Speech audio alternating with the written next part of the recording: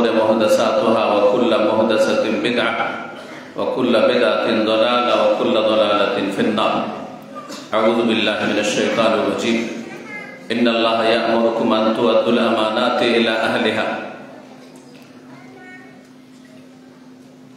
শ্রদ্ধেয় আসাতেজা কেরাম, মুআল্লিমিন, স্নেহের ছাত্র ছাত্রীরা এবং সম্মানিত মেহমানগণ যারা বিভিন্ন অঞ্চল থেকে পশ্চিমবঙ্গের অথবা বিহার, ঝাড়খণ্ডের বিভিন্ন এলাকা থেকে এসেছেন দেখা সাক্ষাতের জন্য এবং জামিয়াতুল ইমাম আলবানী হাফিজাহুল্লাহ তাআলা ওয়া হারাসাহা এর ভিজিটের জন্য, দিনের কথা কিছু শোনার জন্য, যাতে করে নিজেরা ইলমের অস্ত্রে সুসজ্জিত হতে পারে এবং মানুষ, শয়তান, জিন শয়তানের অনিষ্ট থেকে আমরা সুরক্ষিত হতে পারি, মাহফুজ থাকতে পারি।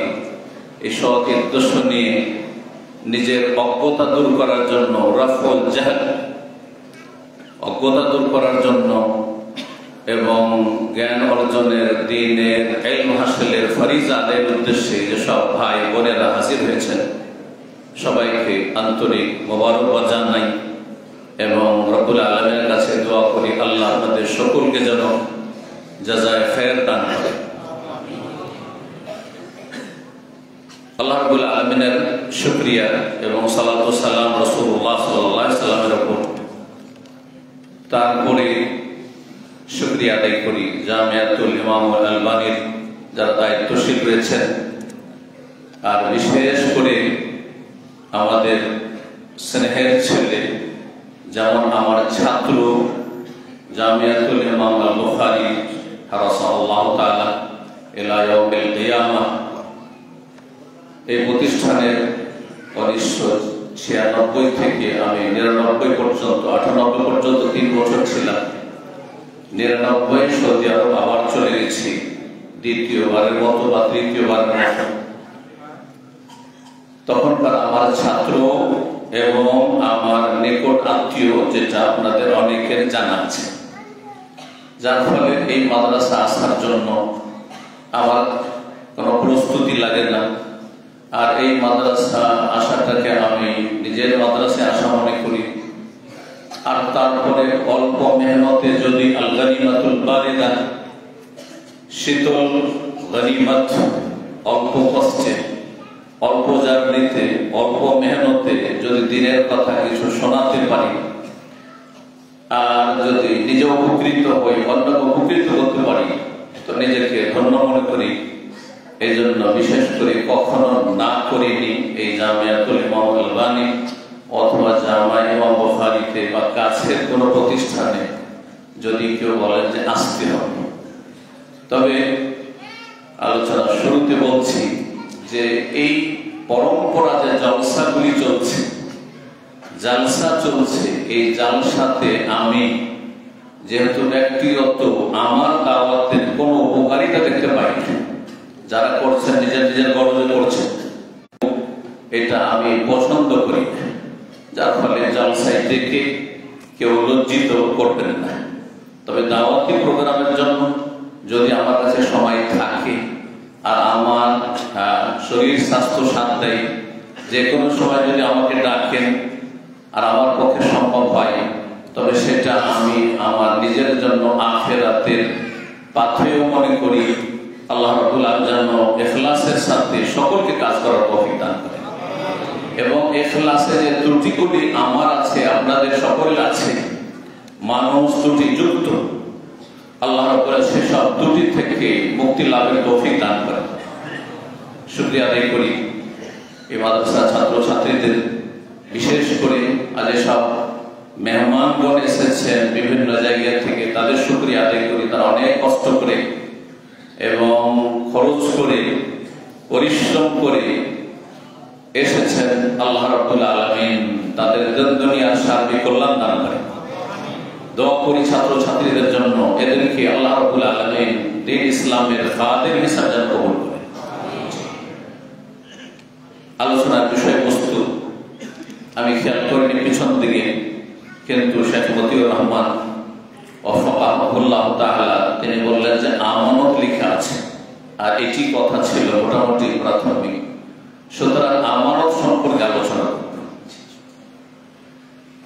আলোচনার শুরুতে আরো একটি কথা বলি, তা হচ্ছে এই জামিয়াতুল ইমাম আলবানী সম্পর্কে। এই প্রতিষ্ঠানটি মাশাআল্লাহ তাবারাকাল্লাহ, আল্লাহ রাব্বুল আলামিন যেন সমস্ত অনিষ্টকারী অনিষ্ট থেকে, সমস্ত বদনজর থেকে আল্লাহ যেন হেফাজত রাখেন, এবং এটিকে আল্লাহ যেন কবুলিয়ত দান করেন, স্থায়িত্ব দান করেন। এত দ্রুত বেগে এগিয়ে গেছে যেটা অকল্পনীয়। এর জন্য রবের শুকরিয়া আদায় করি, এবং বিশেষভাবে যারা এই মাদ্রাসা বা এই জামিয়ার দায়িত্বে রয়েছেন তাদের শুকরিয়া আদায় করি, তাদের জন্য দোয়া করি আল্লাহ যেন তাদেরকে আরো ইখলাসের সাথে এবং ত্যাগের সাথে, কোরবানির সাথে এই প্রতিষ্ঠানের খেদমতে নিয়োজিত থাকার তৌফিক দান করেন। যে কোনো প্রতিষ্ঠান তাড়াতাড়ি বড় হয়ে যাওয়াটা একটি ভালো প্লাস পয়েন্ট, এতে কোনো সন্দেহ নেই, কিন্তু সেটিকে তার আপন মানে ধরে রাখা, আপন অবস্থায় যে উন্নতির শিখরে গিয়েছে সেখানে ধরে রাখা, টিকিয়ে রাখা, এটা সবচেয়ে বড় মূল্যবান কাজ। এটির জন্য আল্লাহ তৌফিক দান করেন। এজন্য প্রয়োজন রয়েছে তাকওয়ার, আমানতের প্রয়োজন রয়েছে। যেমন তাকওয়ার প্রয়োজন রয়েছে প্রত্যেক স্তরের সংশ্লিষ্ট ভাইদের যারা এই জামিয়ার সাথে সংশ্লিষ্ট বা সম্পর্কিত। লামাসজিদুল উসসিসা আলা তাকওয়া মিন আউওয়ালি ইয়াউমিন আহাক্কু আন তাকুমা ফীহি। আল্লাহ রাব্বুল আলামিন বলছেন মসজিদ নববী সম্পর্কে একটি উক্তি ওলামায়ে কেরাম জানেন বেশি, আর আরেকটি উক্তি হচ্ছে মসজিদে কুবা। যেটি হোক না কেন, লামাসজিদুল উসসিসা আলা তাকওয়া, যেই মসজিদটি তাকওয়ার উপর নির্মিত হয়েছে, আল্লাহ ভীরুতার উপর যেটিকে কায়েম করা হয়েছে, আল্লাহর ভয়ে কাজ করা, আল্লাহর ভয়ে কথা বলা, আল্লাহর ভয়ে গুনাহ থেকে বেঁচে থাকা, আল্লাহর ভয়ে নেকির কাজ করা, দুনিয়ার কোনো স্বার্থ নেই। দুনিয়ার স্বার্থ মুক্ত হয়ে আল্লাহর কাছে কিছু পাওয়ার জন্য, আল্লাহর আযাব থেকে নাজাতের জন্য, আখিরাতের সম্বল হিসেবে যদি কেউ নিজের জীবনকে গড়ে তুলে, এটা হচ্ছে তাকওয়া। ভালো কাজ করবেন, ভালো কথা বলবেন আল্লাহ সন্তুষ্টির জন্য, আল্লাহর ভয়ে, আর মন্দ কাজ থেকে বেঁচে থাকবেন, সেটিও আল্লাহর ভয়। এ হচ্ছে সহজ ভাষায় তাকওয়ার ব্যাখ্যা।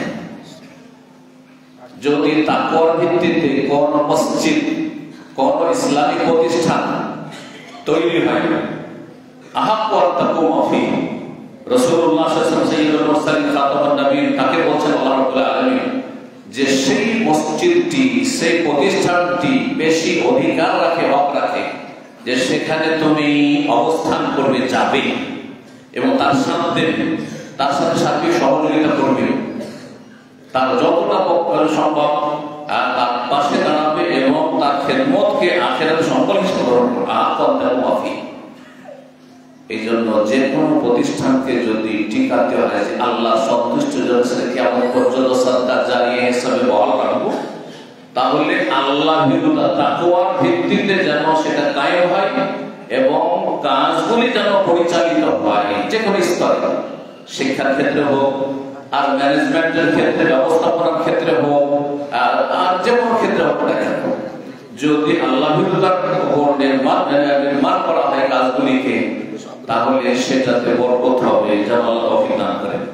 এর জন্য প্রয়োজন রয়েছে তাকওয়ার একটি গুরুত্বপূর্ণ দিক হচ্ছে আমানত। এই আমানত হচ্ছে আজকের আলোচনা। কথা লম্বা না করে আমানত সম্পর্কে আলোচনা করতে, আমানত অত্যন্ত গুরুত্বপূর্ণ বিষয়। আমানতের ফজিলত নিয়ে শুধু যদি আলোচনা করা যায় তো ঘন্টার পর ঘন্টা আলোচনা করে যাচ্ছে, কোরআন সুন্নাহ দলিলগুলি যদি পেশ করা হয়। আজকে বিশেষ করে আমানতের একটি দিককে আমাদের সামনে ফুটিয়ে তোলার চেষ্টা করব, সেটা হচ্ছে আমানতের ক্ষেত্র এবং রূপ। আমানতের আয়াত মেলাকেও পড়ে ওয়াজ করে দিচ্ছেন, জুমার খুতবা পড়ছেন, আমানতের মেলা হাদিস শুনিয়ে দিচ্ছেন, তারকিব তারকিবের। আমানত রক্ষা করলে এই পাবেন, আমানতের শাস্তি পাবেন, কিন্তু আপনার আমার মধ্যে আমানত বাস্তবে আছে কি নাকি আমার মধ্যে খেয়ানত আছে, এই বিষয়গুলো। তারপর আমানতের ক্ষেত্রগুলি কি কি? আমানত কি শুধু ওই যে প্রতিষ্ঠানের মালিক তারই শুধু আমানত থাকতে হবে, না শিক্ষকের আমানতের বিষয় রয়েছে, একজন ছাত্র ছাত্রীর আমানতের বিষয় রয়েছে, একজন বাবুর্চি রয়েছে, একজন পিয়ন রয়েছে তার আমানতের বিষয় রয়েছে, একজন যে কোনো আমলা রয়েছে তার আমানতের বিষয় রয়েছে, তারপর ছাত্র ছাত্রীদের মা বাবা রয়েছে তাদের আমানতের বিষয় রয়েছে। এক কথায় আমানতের ক্ষেত্র ফিল্ডগুলি এবং আমানতের যে ধরনগুলি, রূপ, এগুলো নিয়ে কিছু কথা আপনাদের সামনে পেশ করব কয়েকটি পয়েন্টে, যাতে করে আমাদের মধ্যে কোথাও যদি ঘাটতি থাকে, আমার উদ্দেশ্য সবসময় আলোচনা এটাই থাকে যে আমাদের মধ্যে যে ছিদ্রগুলি আছে, যেগুলিতে শয়তান ঢোকার চেষ্টা করে, ছিদ্র মানে দুর্বলতা, ইমানি দুর্বলতা, আমলের দুর্বলতা, বিভিন্ন ক্ষেত্রে আমাদের ঘাটতি, পাপ রয়েছে, পাপের রাস্তা খোলা আছে, সেই ছিদ্রগুলি যদি বন্ধ করা যায়, সেই পাপের রাস্তাগুলিকে যাতে বন্ধ করতে পারে। এই জন্য আমানতের ফজিলত আর আমানত রক্ষা না করলে কি শাস্তি, সেগুলি বেশি না বলে সেদিকে চলে যাবে ইনশাআল্লাহ খুব দ্রুত। তবে আমানত সম্পর্কে যেহেতু বেশ কিছু আয়াতে কারিমা রয়েছে কোরআনে কারিমে, আর অনেকগুলি হাদিস রয়েছে, তো কিছু কথা অবশ্যই পেশ করা উচিত। এই জন্য আমি একটি আয়াত পাঠ করেছি শুরুতে। আল্লাহ বলছেন সূরা নিসা আয়াত নম্বর 58-তে, ইন্নাল্লাহা ইয়া'মুরুকুম আন তু'আদ্দুল আমানাতি ইলা আহলিহা, ইন্নাল্লাহা ইয়া'মুরুকুম আন তু'আদ্দুল আমানাতি ইলা আহলিহা, নিশ্চয়ই আল্লাহ তোমাদেরকে আদেশ করছেন জান তু'আদ্দুল আমানাতে, আমানতকে আদায় করে দিবে। আমানত আদায় করতে হবে, আদাউল আমানা, আমানতকে আদায় করে দেবে মানে পৌঁছিয়ে দেবে তুমি, ইলা আহলিহা, যার আমানত তার কাছে, যার অধিকার, যার হক, যার প্রাপ্য, যেই দায়িত্বটি আমানতটি রয়েছে সেই আমানত ওয়ালার কাছে পৌঁছে দেবে। একথা রব্বুল আলামিন স্বয়ং বলছেন। এটি প্রতিটি মানুষকে নির্দেশ দিচ্ছে। এখানে আরেকটি কথা বলা অত্যন্ত জরুরি, যেহেতু আমরা অমুসলিমদের পাশাপাশি সহাবস্থান করছি আর শান্তিতে বসবাসের জন্য সর্বাত্মক চেষ্টা করছি, সুতরাং শুধু মৌখিক শান্তি শান্তি বললে হবে না, মৌখিক সদাচরণ বললে হবে না, আর মৌখিক আমরা সবার অধিকারের লক্ষ্য রাখি, এসব কথা সবাই বলে থাকি, কিন্তু কাজে কর্ম কে কতটা বাস্তবায়ন করে? যে যত বেশি আল্লাহ ভীরু, যে যত বেশি রবের সাথে সম্পর্ক রাখে, যে যত বেশি আসমানি সিলেবাস ফলো করে, সে তত বেশি আমল করে, এতে কোনো সন্দেহ নেই। মানুষের হকের ক্ষেত্রে, মানুষের রবের হকের ক্ষেত্রে। এই জন্য আমানতের ক্ষেত্রে একটি বিষয় মনে রাখবেন, সেটা হচ্ছে আমানত রক্ষা করার ক্ষেত্রে, আমানত আদায় করার ক্ষেত্রে মুসলিম অমুসলিম সমান অধিকার রাখে। মুসলিম অমুসলিম সমান অধিকার রাখে, কোনো পার্থক্য নেই। উদাহরণ দিয়ে বলি আপনাকে, আপনার কাছে কেউ টাকা রেখেছে যে মুসলিম, আমানত রেখেছে, আরেকজন রেখেছে অমুসলিম, দুটোতে কোনো পার্থক্য নেই যে এই আমানত যেমন মুসলিমের টাকা পয়সাটা ঠিকভাবে আপনি পৌঁছে দেবেন, তেমন অমুসলিম টাকা পয়সা আমানতের সাথে যথা সময়ে যখন চাইবে তখন পৌঁছে দেবেন। অনেকে টাকা পয়সা আমানত রাখে কিন্তু মনে করে যে আমি এটা খরচ করতে পারি না।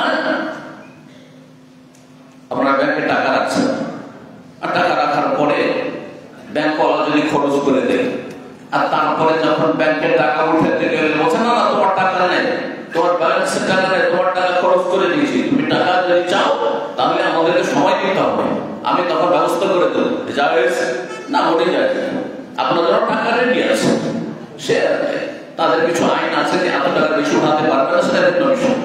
ঠিক ওই রকমের ব্যক্তি পর্যায়ে আপনার কাছে আমানত রাখা আছে, অনেকে আমার কাছে 5 লাখ টাকা অবকার রাখা আছে, তার কারণে আপনি আলিয়া নয়, আপনি সেটাকে আমানত হিসাবে নিয়েছেন, আপনার কাছে ওই আমানত রাখা হয়েছে, আর সেটাকে আপনি নিজের বিল্ডিং তৈরি করছেন লাগিয়ে দিন, পরে যখন চাইবে এদিক সেদিক থেকে ম্যানেজ করে দিয়ে দেবো না, এটা আমানত খেয়াল।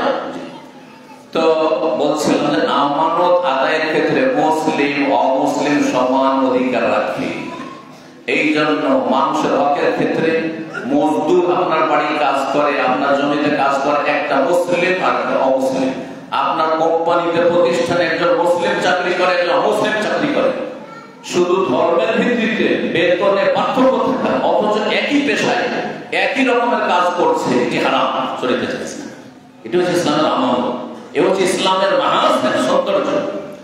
তো এই বিষয়গুলি আমাদেরকে আমাদের প্রতিবেশী যারা রয়েছে অমুসলিম তাদের সামনে তুলে ধরতে হবে। ইসলাম কত সুন্দর দিন যে এখানে মুসলিম আর অমুসলিমের কোনো পার্থক্য নেই। যেমন মুসলিমের হক নষ্ট করলে কাবিরা গুনাহ জাহান্নামে যেতে হবে, তেমনি অমুসলিমের হক নষ্ট করলে জাহান্নামে যেতে হবে, এতে কোনো সন্দেহ নেই। এখন আসি আল্লাহ রাব্বুল আলামিনের এই আয়াতের পরে যে আমানত এত গুরুত্বপূর্ণ বিষয়, যে কোরআনে কারীমে 7 জন রাসূলের কথা পাই, নবী সাল্লাল্লাহু আলাইহি ওয়াসাল্লাম ছাড়া আর 7 জন রাসূল যাদের সম্পর্কে বলা হয়েছে যে তারা আমিন ছিলেন।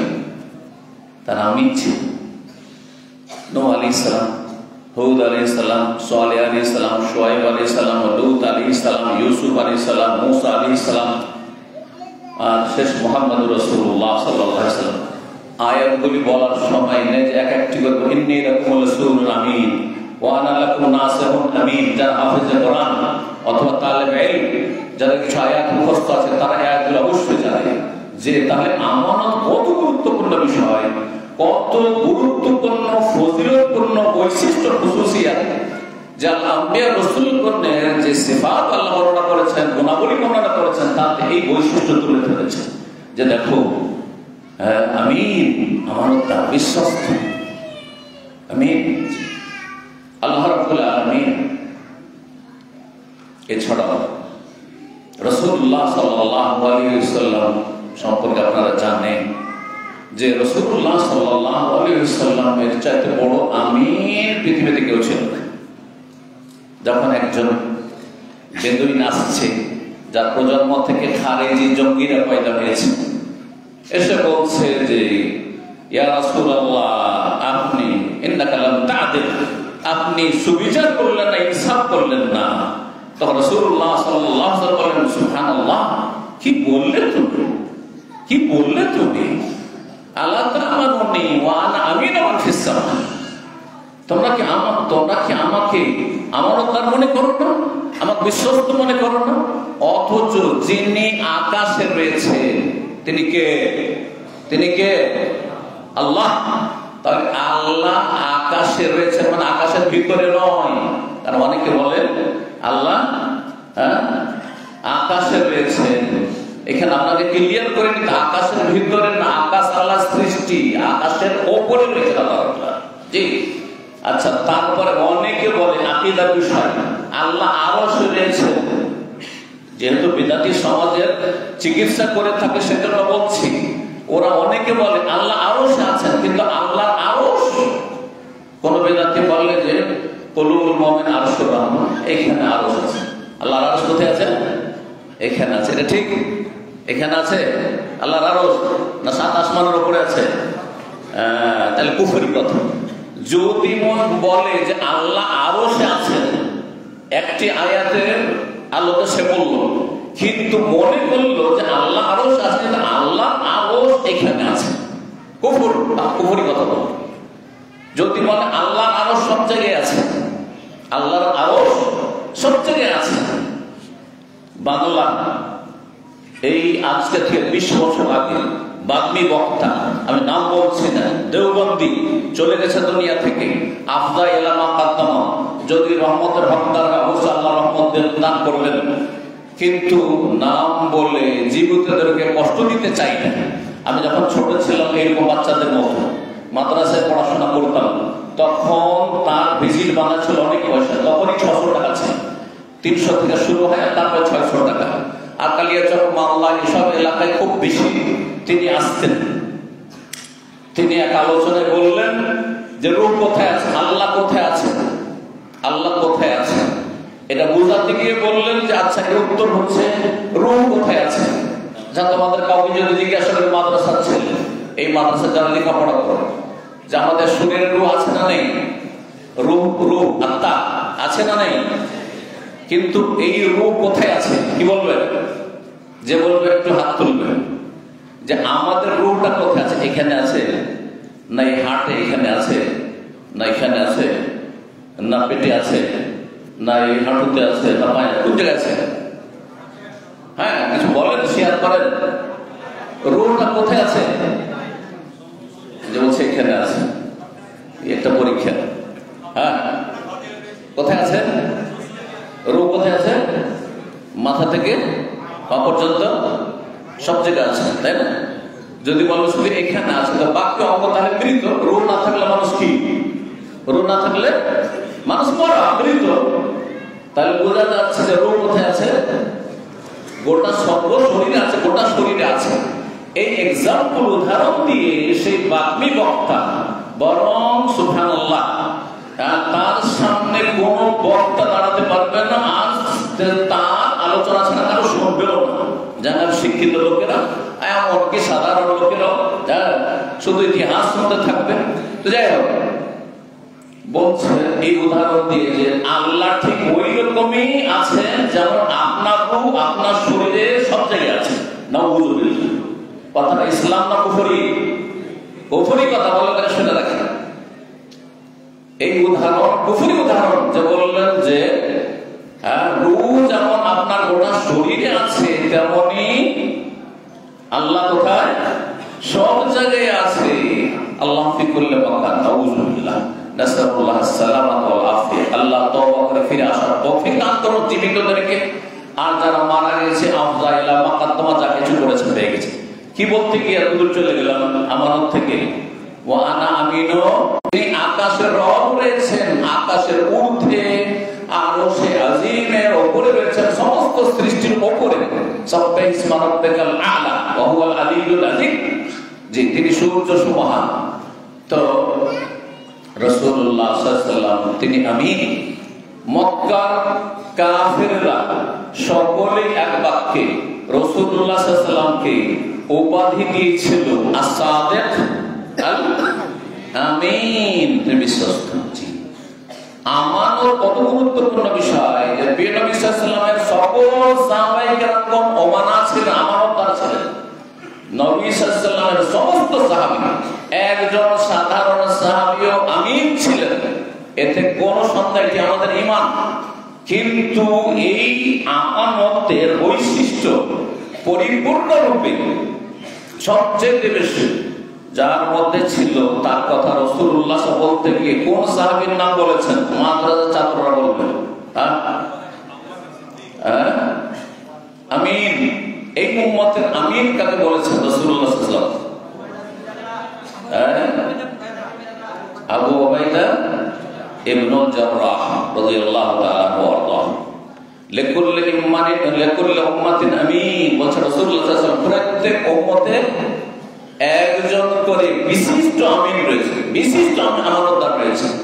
ও আমিন হাযিহিল উম্মাহ, এই উম্মতের আমিন হচ্ছে আবু উবাইদা ইবনুল জাররাহ। এই আমানতের গুরুত্ব এত বেশি। আচ্ছা, কেউ যদি আমানত রক্ষা না করে, আমানতের এই ভালো চরিত্র না থাকে, বরং এর বিপরীত থাকে। এর বিপরীতটা কি? আমানতের বিপরীত কি? খেয়ানত। তার মধ্যে যদি খেয়ানত থাকে আমানতে, তোকে কি বলা হয়? কি বলা হয়? কে মুনাফিক বললো না? ঠিক না? মুনাফিক। রাসূলুল্লাহ সাল্লাল্লাহু আলাইহি ওয়াসাল্লাম কি বলেছেন? আয়াতুল মুনাফিক সালাসুন, মুনাফিকের লক্ষণ হচ্ছে তিনটি। তার মধ্যে একটি হচ্ছে ওয়াইদা উতুমিনা খানা, আমানত দিলে খেয়ানত করে। টাকা ধার নিলে মেরে নেয়, টাকা জমা দিলে বদলে ওর কাছে।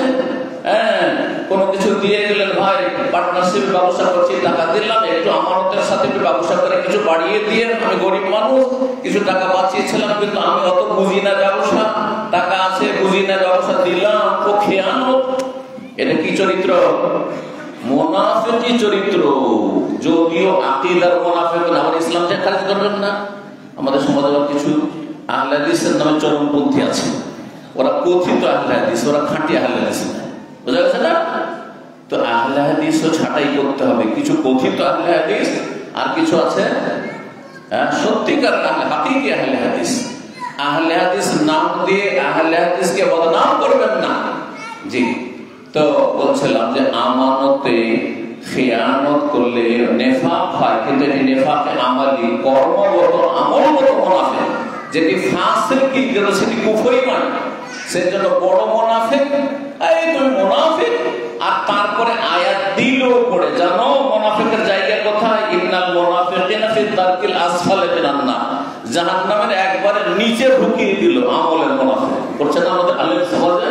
ওয়াজ করতে গিয়ে লাগাম থাকে না যে কতটা বলা যায়, আর কতটা বললে আমার বলা হারাম হবে, আর জাতিকে চরমপন্থী গুমরাহ বানানো হবে, খারেজি বানানো হবে। বুঝে না কিছু, মানহাজ বোঝে না, আকীদা বোঝে না।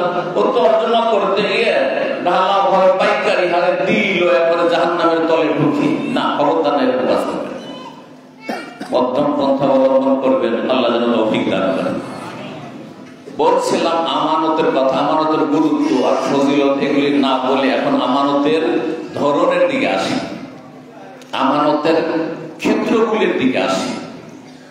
কোরআনে কারীমে সবচেয়ে ব্যাপক আমানতের আয়াত হচ্ছে সূরা আহজাবের আয়াত। আল্লাহ বলেন, ইন্না আরাদনাল আমানাতা আলাস সামাওয়াতি ওয়াল আরদি ওয়াল জিবাল ফাআবাইনা আন ইয়াহমিলনাহা ওয়া আশফাকনা মিনহা ওয়া হামালাহা আল ইনসানু ইন্নাহু কানা যালুমান জাহুলা। ইন্না আরাদনাল আমানাতা আলাস সামাওয়াতি, আল্লাহ বলেন আমি আমানত পেশ করেছিলাম।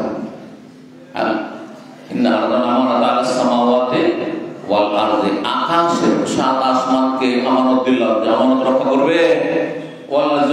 জমিনকে বললাম আমানত রক্ষা করবে। জিবাল, পাহাড় পর্বতমালাকে বললাম আমানত তোমাদেরকে দেব, আমানতের দায়িত্ব তোমাদের ন্যস্ত করব, রক্ষা করবে। ফাআবাইনা আন ইয়াহমিলনাহা, অস্বীকার করে, না না না না, সব করতে পারবো না, আল্লাহ আমাদের দ্বারা হবে না, এই আমানত রক্ষা করা আমাদের পক্ষে সম্ভব নয়।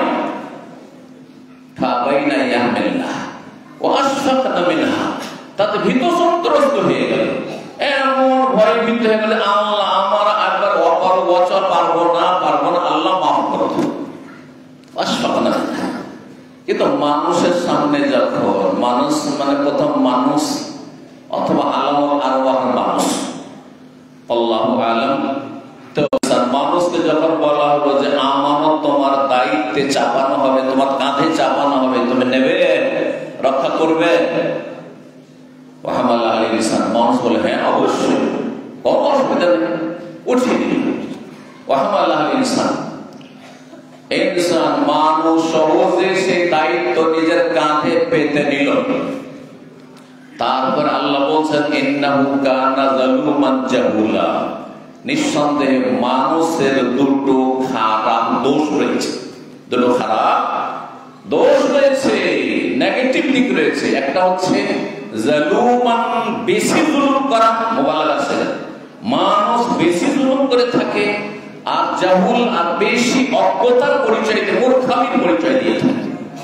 মানুষের মধ্যে জুলমের দোষ রয়েছে, ত্রুটি রয়েছে, আর জাহাল, অজ্ঞতার অপরাধ রয়েছে বা ত্রুটি রয়েছে।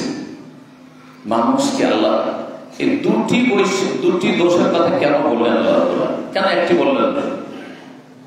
জালেম আর জাহিল, এক বছর হচ্ছে জালেম আর জাহিল। আল্লাহ শুধু বলতেন যে মানুষ যারা গুনাহ করে তারা জালেম, মানুষ হচ্ছে জাহিল, এই কথা বলতেন না, কারণ জাহিল জাহুল। কিন্তু জালুমান জাহুলা কেন বললেন? কারণ মানুষ হচ্ছে দুই ক্যাটাগরি, যা আমাদের সমাজের মানুষ বসবাস করছে, মুসলিম হোক আর অমুসলিম হোক। আর বিশেষ করে মুসলিমদের কথা বলছি, মুসলিম সমাজে দুই শ্রেণীর মানুষ আছে। সারা বিশ্বে যত মানুষ আছে দুই ভাগে ভাগ করা যেতে পারে। কিছু মানুষ আছে জালেম আর কিছু মানুষ আছে জাহিল। কিছু মানুষ আছে জালেম, অত্যাচারকারী, অবিচারকারী, অন্যায়কারী, আর কিছু আছে জাহিল, মূর্খ, অজ্ঞ। তাহলে জুলম আর জাহেলে কি পার্থক্য? তা অবশ্যই যারা আল্লাহ বলেন তারা জানেন যে জুলম হচ্ছে, জালেম আর জাহেলে কি পার্থক্য। ঠিক ওই রকম পার্থক্য যেমন ইহুদি আর খ্রিস্টানের পার্থক্য। দেখে মাদ্রাসার ছাত্র একজন বলবে যে ইহুদি খ্রিস্টানে কি পার্থক্য রয়েছে? কি আছে? হাত তুলবে। মাদ্রাসার ছাত্র, ছোট থেকে বড় যে কেউ। হ্যাঁ, ইহুদি এবং খ্রিস্টানে কি পার্থক্য রয়েছে? কেন আল্লাহ ইহুদিদের বলেন মাগদুব আলাইহিম সূরা ফাতিহা, সহজ করে দিলাম আরো। আর কেন আল্লাহ বললেন খ্রিস্টানদেরকে দলিল তোমরা পথভ্রষ্ট? জি, কে দাঁড়িয়েছে? জি, আজীব। হ্যাঁ,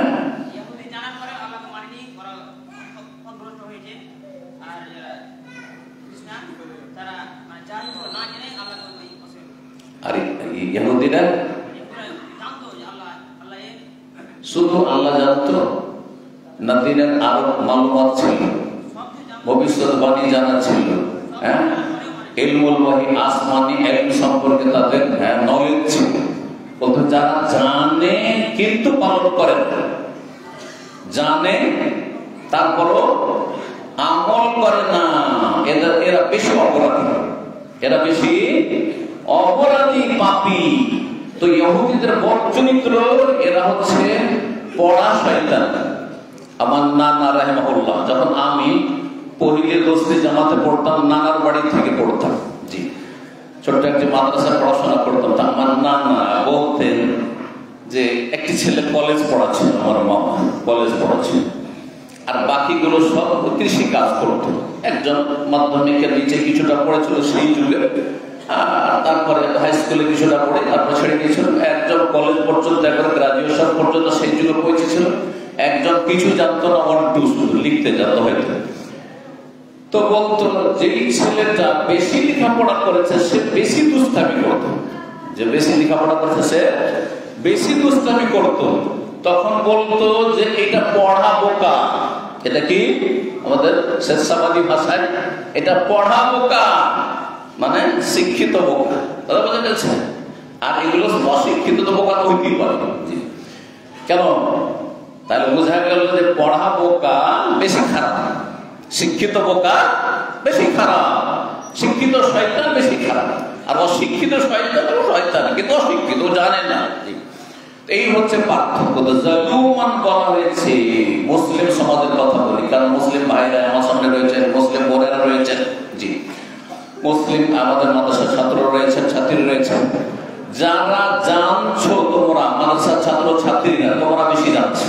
মাদ্রাসায় যারা লেখাপড়া করছে তারা অন্যদের তুলনায় বেশি জানছে, বিশেষ করে ছাত্রছাত্রীদের বলছি। মাদ্রাসার যারা আসাতিজা মুআল্লিমিন, আপনারা অন্যের চাইতে অনেক বেশি জানছেন। দায়িত্বশীল যারা রয়েছেন তারা বেশি জানছেন।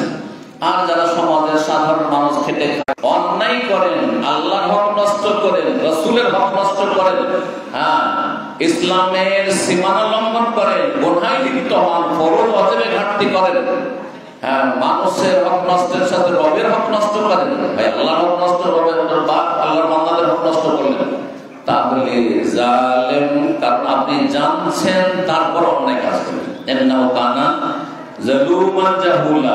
আপনার মধ্যে ইহুদিদের চরিত্র রয়েছে। আর যদি বেচারা মিসকিন, অজ্ঞ, মূর্খ, তার একটি ফরজ শিখতে হইলো সেটা বাদ দিয়েছে, শিখেনি, এটা অপরাধ করেছে, গুনাহ। আর তারপরে বেআমল, আমল করে না, গুনাহ। কিন্তু যেহেতু জ্ঞান নসিব হয়নি সেজন্য অপরাধী হইল, তার অপরাধ শিক্ষিত বেআমলের মতো না, শিক্ষিত পাপের মতো না, সে জাহিল। তো মানুষের মধ্যে, অধিকাংশ মানুষের মধ্যে এই দুটো দোষ রয়েছে, জালুমান জাহুলা। কথা না বাড়িয়ে আল্লাহ আমানতের কথা বলেছেন। প্রথম যে আমানতের ধরনটি বা আমানতের ক্ষেত্র, সেটা সার্বিক জীবনকে সামনে।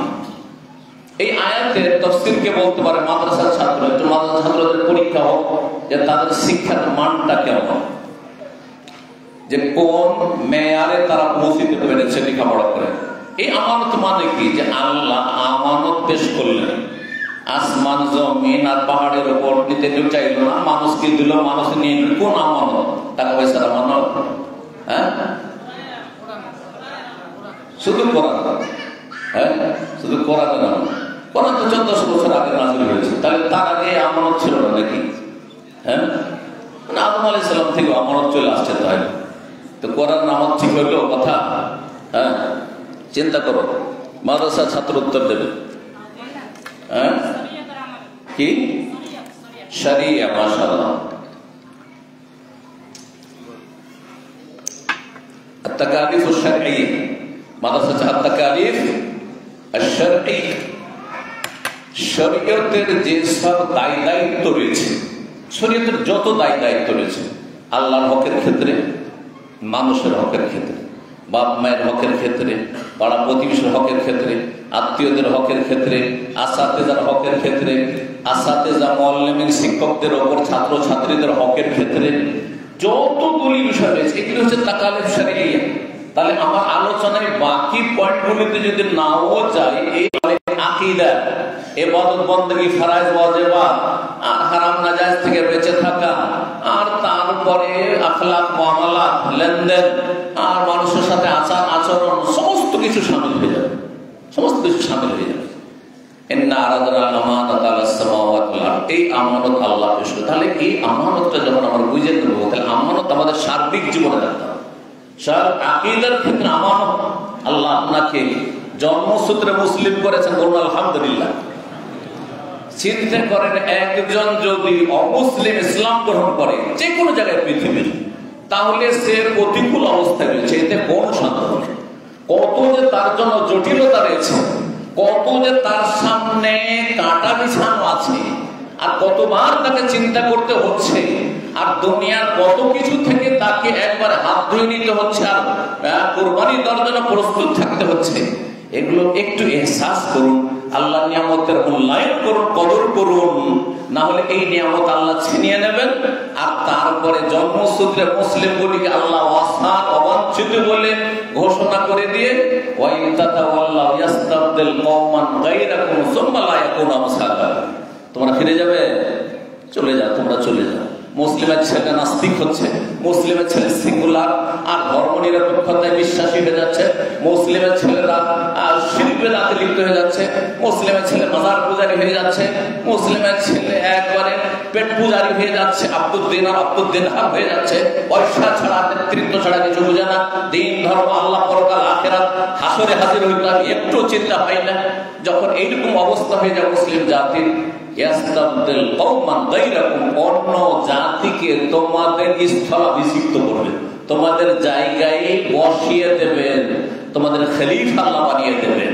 সুম্মা লা ইয়াকুনু আমসাল, তার তোমাদের মতো আসার অপদার্থ হবে, তোমার অপদার্থ তাদের দ্বারা আল্লাহ খেদমত দেবে। আর দেখা যাচ্ছে যে আলহামদুলিল্লাহ, যেসব জায়গায় গোবর ছিল, গোবরের পদ্ম ফুল, যেই বংশে, যেই গোত্রে, যেই জাতিতে কোন আলেমের দিন হয়তো ছিল না, কোন দিনের খাদেম ছিল না, সেখান থেকে আল্লাহ দিনের খাদেম পয়দা করছেন। আর যারা পরম্পরা 14 গোষ্ঠী আর পরম্পরা 14 পুরুষ, তাদের আলেম ওলামা আর দিনের বড় বড় খেদমত করেছে, দেখা যায় সেই বংশে ইসলামের খাদেম খুঁজে পাওয়া যায় না, আমলকারী খুঁজে পাওয়া যায় না। সুন্নাতুল্লাহ। আর এটি হচ্ছে আল্লাহ রাব্বুল আলামিনের নীতিমালা। সুতরাং আমাদেরকে সতর্ক সাবধান থাকতে হবে, যাতে আল্লাহ আমাদের এই নিয়ামতকে টিকিয়ে রাখেন এবং নিয়ামতের হেফাজত করার তৌফিক দান করেন। বলছিলাম এই আমানতের প্রথম ধরনটি সম্পর্কে, যে আমানত সার্বিক জীবনে। সুতরাং আপনি যে আকীদাটা পেয়েছেন আহলে হাদিস, জন্মসূত্রে শুধু মুসলিম না, আহলে হাদিস, পাশে আপনার আশেপাশে বহু সুফি বেদাতি রয়েছে, বহু মাজার পূজারী রয়েছে, বহু এমন রয়েছে যারা মনে করে যে পীর ধরলে জান্নাতে সার্টিফিকেট হয়ে গেল। হ্যাঁ, যারা মনে করে যে সারা পৃথিবীকে গৌস কুতুবরা ধরে আছে, ওরা যদি ধরে না থাকে তো আল্লাহর গজব নেমে সব তহস নহস হয়ে সব শেষ হয়ে যাবে। আলহামদুলিল্লাহ, আল্লাহ আপনাকে শিরকি কুফরি আকীদা থেকে আল্লাহ রক্ষা করেছে, সুতরাং এর হেফাজত করুন। আপনি একজন মুসলিম, সুতরাং আপনার 5 ওয়াক্ত সালাতে হেফাজত করতে হবে। নামাজ ছাড়া ইসলাম থাকে না। বিশেষ করে মাদ্রাসার বাইরে থেকে যারা এসেছেন তাদেরকে বলছি, অনেকে আছেন যে যারা মনে করেন যে আহলে হাদিস হলেই জান্নাত পেয়ে যাবো, না, কখনো না। আপনাকে নামাজি হতে হবে, নামাজি হতে হবে। প্রত্যেক নবী নামাজি ছিলেন, শুধু এই উম্মতের নামাজ নয়, প্রত্যেক নবী নামাজি ছিলেন, এটা কথা মনে রাখবেন। সালাতের ইবাদত ছাড়া আল্লাহর সাথে সম্পর্ক কারো থাকতে পারে না, কথা মনে রাখবেন। নামাজ ছাড়া রবের সাথে সুসম্পর্ক কায়েম করার সারা দুনিয়াতে কোনো উপায় হতে পারে না।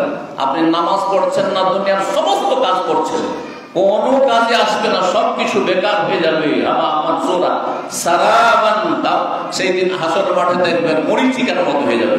আল্লাহ যেন বোঝার তৌফিক দান করেন। শুধু আসসালাত নামাজের হেফাজত করুন, 5 ওয়াক্ত সালাত পড়তে খেয়াল খুশি পড়লে হবে না।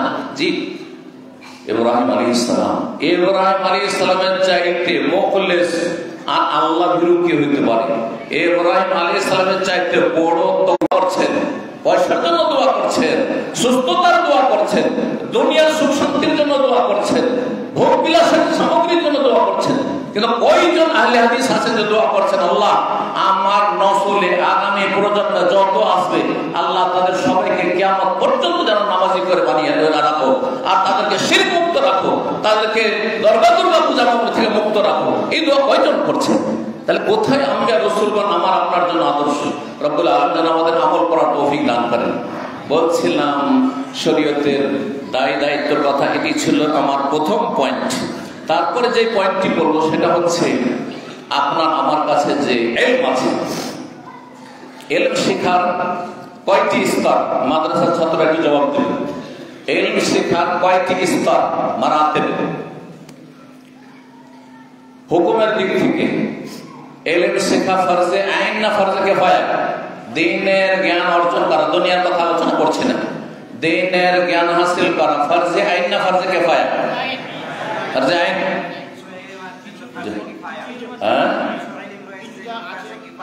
মাদ্রাসার ছাত্র, মাদ্রাসা এখানে এই মাদ্রাসা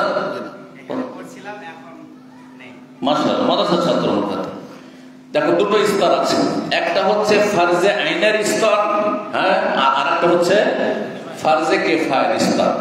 তো ফরজে আইনের স্তর তো সবাইকে আদায় করতে হবে, প্রত্যেক মুসলিমদের আদায় করতে হবে, কিন্তু ফরজে কিফায়া আদায় করার জন্য, ফরজে আইন আদায় করার জন্য মাদ্রাসায় কেউ মুতাওয়াসসিতা পর্যন্ত পড়লো বা সানবিয়া পর্যন্ত পড়লো, ফরজে আইন আদায় হয়ে গেছে। যদি কেউ সানবিয়া পর্যন্ত মোটামুটি পড়ে, পড়ার মতো পড়ে, তার ফরজে আইন আদায় হয়ে গেছে। আল্লাহকে জেনে নিয়েছে, রাসূলকে জেনে, দ্বীনের আহকাম, মাসাইল, ওয়াজিবাত, ফরাইজ আর হালাল হারাম জেনে নিয়েছে, করণীয় বর্জনীয় খুঁটিনাটি মাসলার জন্য বড় ওলামারা রয়েছে, ফরজে আইন আদায় হয়ে গেছে। কিন্তু সানবিয়ার উপরে কুলিয়া পড়ছো, মাজিস্টার পড়ছো, অথবা তারপরে যেমন আমরা সারা জীবন পড়তে আছি। আপনি মনে করিয়েন না যে আমি পড়ি না, প্রতিদিন আপনাদের চাইতে কম পড়ি না, যদি সফরে পড়া ব্যাহত হচ্ছে, কিন্তু আমার অফিসে বসা মানে লেখাপড়া করা, অফিসে বসা মানে আমার আল্লাহ পাক রব্বুল আলামিন যে রুজি দিয়েছেন সেটা হচ্ছে অফিসে বসা মানে আমার পড়াশোনা করা, আমার ইলমকে আরো ফ্রেশ করা, আমার ইলমগুলোকে আরো বাড়াবার চেষ্টা করা, ইলমের কিছু কিছু নবায়ন করা, অনেক কথা বাইদ আহাদ অনেক আগে পড়েছি, সেগুলিকে আবার নতুন করে নতুনত্ব নিয়ে আসা। এর মাধ্যমে হয় কি যে ইলম চর্চা করতে করতে করতে করতে ধীরে ধীরে দেখা যায় যে সেগুলির কথা জেহেনে ব্রেনে রাসিখ মজবুত হয়ে বসে যায়, তারপরে সহজ আর ভুলবেন না। একটি কথা বারবার পড়তে হয়, তারপরে মনে থাকে, এটা যে একবার পড়ে নিলাম আর ভুলে গেলাম, আরে আপনার কোনো আমরাও ভুলি, কিন্তু বারবার পড়ার জন্য সেটা আবার থেকে যায়। তো বলছিলাম যে ইলম হচ্ছে আমানত, যেই ইলম রব্বুল আলামিন দিয়েছেন সেই ইলম হচ্ছে আমানত। সুতরাং এই ইলম যারা ফরজে কিফায়ার স্তরে চলে গেছে, আমি আসাতিজাদের জন্য বলছি, আমি ওলামাদের জন্য বলছি, আমি যারা তুল্লাবুল ইলম সিনিয়র যারা কুল্লিয়া চলে গেছে তাদের জন্য বলছি যে ফরজে আইনে যারা আছে বা ফরজে কিফায়াতে যারা আছে তাদের দায়িত্ব হচ্ছে নিজে আমল করে অন্যের কাছে পৌঁছে দেওয়া। এটা হচ্ছে ইলমের যাকাত, ইলমের যাকাত। ইলম হাসিল করলে অধিকাংশ আহলে হাদিস সমাজের মৌলভী সাহেবরা মাদ্রাসা, বড় বড় মাদ্রাসা থেকে ফারিগ হচ্ছে, 12 বছর 14 বছর লেখাপড়া করে কুল্লিয়ার সার্টিফিকেট নেই, এমনকি মদিনা পড়ে চলে আসছেন, তারপরে দাওয়াতি ময়দানে বলছেন না না না না ওইটা আমার কাজ না, ওইটা আমার, আপনার কাজ, ওইটা আপনার উপর ফরজ হয়ে আছে, আদায় করতে হবে এই ফরজ। আপনার ফরজটা কখনো ফরজে আইন আর তখনও ফারজে কিফায়া। যখন আপনার পাশে আমার মতো আরো কয়েকজন আছে তখন ফারজে কিফায়া। কিন্তু যেখানে আপনি শুধু একজন আছেন, আপনি ইমাম বুখারী, জামিয়াতুল ইমাম বুখারী ফারেক, আলবানী ফারেক, শুধু ওই গ্রামে আপনি আছেন, তখন আপনার উপর ফারজে আইন যে আপনি কি করবেন, ইলমকে লুকিয়ে রাখবেন না, ইলমের যাকাত আদায় করবেন। ইলমের যাকাত দিতে হবে। আপনি এই নয় যে মাদ্রাসা পড়ে নিয়েছি আর তার দুনিয়ার ব্যবসা বাণিজ্যে লেগে গেলাম, অথবা আমি মাদ্রাসায় একজন শিক্ষক আর তারপরে আমি দেখেছি যখন কিছু জামিয়া বুখারীতে পড়েছি সেখানে 40 জনের বেশি আসাতেজা ছিলেন এবং তার মধ্যে 12 জন আমার মনে পড়ছে মাদানী শুধু ছিলেন। আর আমাদের শেখ মোহাম্মদুল্লাহ মাদানী রাহিমাহুল্লাহ তাআলা প্রতি বৃহস্পতিবারে আমার সম্মানিত বড় ভাই শেখ আব্দুল মতিন আস-সালাফি রাহিমাহুল্লাহ তাআলা ওয়া গাফারা লাহু ওয়া রাফা দারাজাতাহু ফিল ইলম, আল্লাহর প্রত্যেক আল্লাহ মারহামাতান মাওদাল মুসলিমিন, তো তিনি তাকে একটা বই রেজিস্টার ধরিয়ে দিয়েছিলেন কপি, যে প্রতি শুক্রবার বৃহস্পতিবারে নাম নোট করবেন আশেপাশে যে গ্রামগুলি আছে কোন মসজিদে কে নামাজ পড়াবেন, জুমার খুতবা পড়াবেন। খুঁজে পাওয়া যেত না। আমি যেহেতু সুভাষপল্লীর খতিব ছিলাম তো আমাকে তো বলতে আসতো না, কারণ আমি তো আছি ওখানে। কিন্তু যারা কোনো মসজিদের সাথে মানে এইরকম না নিযুক্ত সেখানে, তখন তাদের কাছে গিয়ে বলতে যে মাওলানা আপনি আজকে অমুক মসজিদে নামাজ পড়া, কোনো একটা মসজিদ ধরেন যে অমুক মসজিদে নামাজ পড়াবেন, খুতবাটা দিবেন। বলে না আমার দ্বারা হবে না, আমার দ্বারা হবে না। কয়েকজন 40 জনের মধ্যে দেখলো তিক্ত অভিজ্ঞতার কথা বলছি। দাওয়াতি ময়দানে, শিক্ষকতার ময়দানে আমি ছিলাম। আমি একজন মনে করতাম আমি শিক্ষক হয়ে থেকে যাব, শিক্ষকতার ময়দানে ছিলাম। কিন্তু রব্বুল আলামিন যে দাওয়াতি ময়দানে কিভাবে নামিয়েছেন মাদ্রাসার ছাত্রদের জন্য আমি আমার অভিজ্ঞতা শেয়ার করছি, যাতে করে তোমরা এখান থেকে উৎসাহিত হতে পারো। আমির অবদান করলেন না, ইসলামের অবদান করলেন না, আল্লাহ আপনার উপর ইহসান করেছেন, অবদান করেছেন যে আপনাকে আল্লাহ সুযোগ দিয়েছেন, তৌফিক দিয়েছেন। কথাটা এবার ভালো করে মনে রাখবেন। মাদ্রাসার ছাত্ররা অনেকে মনে করে যে আমি কিছু কাজ করতে পেরেছি, মনে হয় ইসলামের অনেক বড় কাজ করে দিয়েছি। না, বরং আল্লাহ ইহসান করেছেন যে আমাকে একটা সুযোগ দিয়েছেন রব্বুল আলামিন, আমাকে একটা ক্ষেত্র তৈরি করে, ফিল্ড তৈরি করে দিয়েছেন। আল্লাহ আমার কথাটা মানুষের অন্তরে নামিয়ে দিয়েছেন, অত মানুষের মধ্যে নামাবার জন্য আল্লাহ একটু শক্তি দিয়েছেন, না হলে অসম্ভব ছিল। এটা আমার পক্ষে সম্ভব ছিল না, আপনার পক্ষে সম্ভব ছিল না। কোন কাজকে অসম্ভব মনে করতে নেই। মাদ্রাসার ছেলেদেরকে মেয়েদেরকে উৎসাহিত করার জন্য আরো কথা বলছি যে এই শেখ মতিউর রহমান আমার খুব প্রিয় ছেলে, যখন জামিয়াতুল ইমাম বুখারীতে পড়ে তখন আমরাও কল্পনা করতে পারিনি, বরং তারও কল্পনাতে ছিল না, তার বাবা মায়েরও কল্পনাতে ছিল না যে এই ছেলের দ্বারা একটা এরকম জামিয়া, তার সাথে বানাত বানিয়ে আর মিশন আর বহুমুখী খেদমত আল্লাহ নেবেন, এটা অকল্পনীয়। হাযা মিন ফাদলি রাব্বি লিয়াবলুয়ানি আশকুর আম আকফুর। আল্লাহ শুকরিয়া আদায় করতে হবে এবং এখান থেকে শিক্ষা নিতে হবে যে আল্লাহ চাইলে যাকে কেউ চিনত না তার দ্বারা এমন কিছু কাজ নিতে পারেন যেটা মানুষ কল্পনা করতে পারে না, যে এই ছেলেটা দ্বারা এই কাজ হতে পারে। এই ছেলেটা তো আমার বাল্য জীবনে যারা আমাকে দেখেছে ধরেন, বা একে যে বাল্য জীবনে দেখেছে, তারা আজকে অকল্পনীয় তাদের জন্য, নিজের জন্য যখন কল্পনার বাইরে, তাদের জন্য কত কল্পনার বাইরে। এই ছেলেটাকে ছোট্ট দেখলাম রাস্তাঘাটে ঘুরে বেড়াইতো, এর দিকে আমরা ঘুরেও তাকাইতাম না, সে তাকে আল্লাহ তৌফিক দেয়। সুতরাং ওমা যালিকা আলাল্লাহি বিআজিজ, আল্লাহর কাছে কোনো কিছু কঠিন মুশকিল নয়। আপনিও সেই ব্যক্তি হতে পারেন যেই ব্যক্তি আমার চাইতে আর কারো চাইতে অনেক বড় হতে পারে। আপনার দ্বারা আন্তর্জাতিক আল্লাহ খেদমত নিতে পারেন, আপনার দ্বারা বহু কিছু আল্লাহ নিতে পারেন, এটি আল্লাহর ইহসান আপনার উপর। সুতরাং সবসময় ভালো উচ্চ আকাঙ্ক্ষা রাখবেন। কি রাখবেন? কথাটা কি বললাম? উচ্চ আকাঙ্ক্ষা। কিন্তু কি বললাম? ভালো মানে কোনটা ভালো? দুনিয়া, পয়সা, গদি, ক্ষমতা, এমএলএ এমপি হব না মোটেই না। আল্লাহর দিনের কিছু খিদমত করে যাব, আল্লাহর দিনের আমি খাদেম হব, আল্লাহর দিনকে আমি বুঝা করব, আল্লাহর দিন মানুষের অন্তরে পৌঁছাবার চেষ্টা করব। এই দিনে ইলমের প্রচার প্রসারের জন্য নসরে সাহায্যের চেষ্টা করব। দিনে ইলমকে আমি লুকিয়ে রাখবো না, কারণ দিনে ইলম মাদ্রাসা থেকে শিখার পরে আলা তালিম হাসিল করলেন দেশে অথবা দেশের বাইরে, আর তারপরে এখানে রেখে দিলেন, অথবা আপনি মাদ্রাসার কয়জন ক্লাসের ছাত্রে সীমিত করে দিলেন, ব্যাস আমি মাদ্রাসায় পড়াই আর ছাত্র অনেক মানুষ করেছি, আমার ছাত্ররা অনেক মদিনা চলে গেছে, আমার ছাত্ররা অনেক বড় বড় হয়েছে না, এটাকে আপনি যথেষ্ট মনে করবেন না। এদের চাইতে অনেক বেশি হক রাখে ভোলা ভালা মানুষগুলি, ওই যে রাস্তাঘাটে ঘোরাফেরা করছে, সিধা সাদা মানুষ, ওই মাঠে ঘাটে কাজ করছে, অশিক্ষিত মানুষ, আর শিরক বিদআতে লিপ্ত রয়েছে, কুফরিতে লিপ্ত রয়েছে, আর বিভিন্ন পাপ কাবিরা গুনাহে লিপ্ত রয়েছে। সুতরাং আপনার ইলম তাদের কাছে যথাযথভাবে পৌঁছাবার চেষ্টা করবেন, আল্লাহ যেন তৌফিক দান করেন। আর না হলে কঠিন শাস্তি রয়েছে। কিতমানুল ইলম, দ্বীনের জ্ঞানকে কেউ যদি লুকিয়ে রাখে তাদেরকে আল্লাহ কি বলেছেন? উলাইকা ইয়ালআনুহুমুল্লাহ ওয়া ইয়ালআনুহুমুল লাইনুন, ওদের উপর আল্লাহর লানত রয়েছে আর সমস্ত লানতকারীর লানত রয়েছে। লানতকারী মানে মালায়েকার লানত রয়েছে, মুমিনদের লানত রয়েছে। লানত মানে বদদুয়া, লানত মানে রহমত থেকে আল্লাহ দূর করে দিন। আপনি কি চান যে আপনার ভবিষ্যৎ আল্লাহ রাব্বুল আলামিন যেন আলেমে দ্বীন তালেবে ইলম মাদ্রাসার ছাত্রদেরকে ইখলাসের সাথে ইলম নেওয়ার তৌফিক দান করেন এবং ইলমকে বহন করার তৌফিক দান করেন, ইলমের আমলের তৌফিক দান করেন, ইলমের প্রচার প্রসার আল্লাহ যেন তৌফিক দান করেন। কথা লম্বা হয়ে যাচ্ছে, 3 নম্বরে চলে আসছে। আমানতের আরেকটি ক্ষেত্র হচ্ছে যে মাদ্রাসার যারা ছাত্র ছাত্রী তোল্লাব তালেবা, এরা আমানত। এই আমানতের দায়িত্ব কাদের ন্যস্ত করা হয়েছে?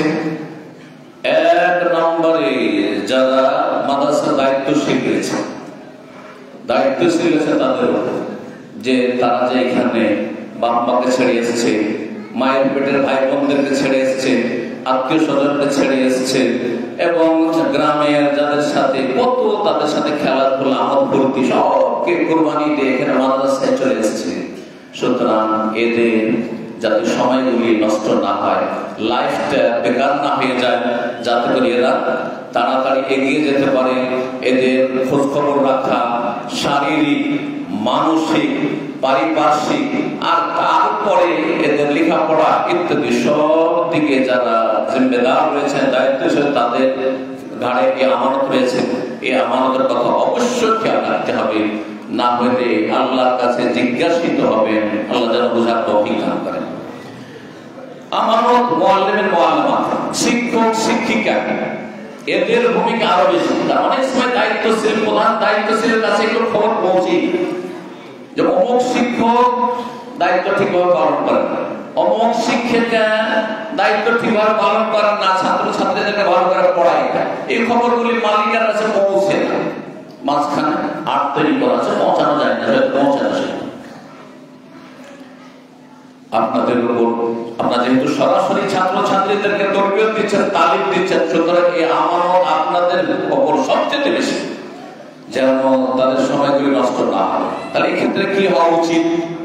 এই যে অন্যের ছেলে মেয়েরা এখানে লেখাপড়া করার জন্য এসেছে, তাদেরকে আপনার নিজের ছেলের মতো মনে করতে হবে। আমি একটা কথা বলি, এক সময় ছিল যে মাদ্রাসাতে হাত পা টিপিয়ে দিত, ওস্তাদেরা কি করতো? হাত পা টিপে নিয়ে যেত। অন্য মাদ্রাসাগুলোতে আছে, কিন্তু নতুন মডেলের যে মাদ্রাসাগুলি হয়েছে আলহামদুলিল্লাহ এগুলো থেকে মুক্ত আশা করি, তাই না? জামিয়াতুল আলবানী মুক্ত, আমি জানি এটা। জামিয়া বুখারী মুক্ত, আমি তখন থেকে জানি। আর সালফি সাহেব রাহিমাহুল্লাহ তাআলা পড়া নির্দেশ ছিল যে কোন শিক্ষক যদি হাত পা টিপিয়ে নেয় তাহলে আমার খবর দিবে, খবর আছে। তো কিন্তু যেগুলো ওই পুরাতন ঢাঁচায় চলতে আছে, পরম্পরা মাদ্রাসা চলতে আছে, আগের রোগগুলি এখনো বহাল আছে, বোঝা গেছে না?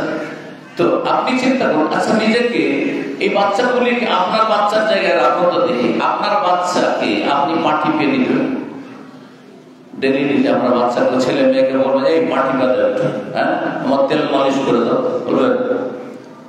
আচ্ছা আপনার বাচ্চাকে ধরেন যারা যে শিক্ষকগুলো মাটি পেয়ে নিচ্ছেন অথবা তেল মালিশ করে নিচ্ছেন, হ্যাঁ তাদেরকে যদি বলা হয় যে আপনার বাচ্চাটা মাদ্রাসায় পড়ছে, আপনি অন্য ছেলের কাছে গেছেন, আপনার ছেলেটাকে ওই অন্য শিক্ষকের মাথা টিপতে পারে, মাথায় তেল মালিশ করতে পাঠিয়ে দেবে, অবশ্যই দেবেন। তাহলে কেমন মুমিন আপনি চিন্তা করুন তো দেখি।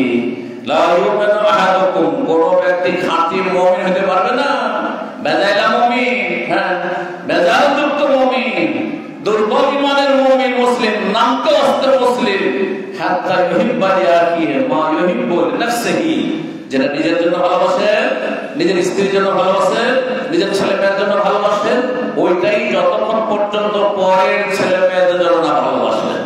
আশা করি বুঝতে পারছেন। আপনার ছেলে মেয়েগুলো পড়ে মানুষ হোক, শিক্ষকেরা চান, শিক্ষিকারা চান আপনার ছেলে মেয়ে পড়ে যেন অনেক বড় মানুষ হয়।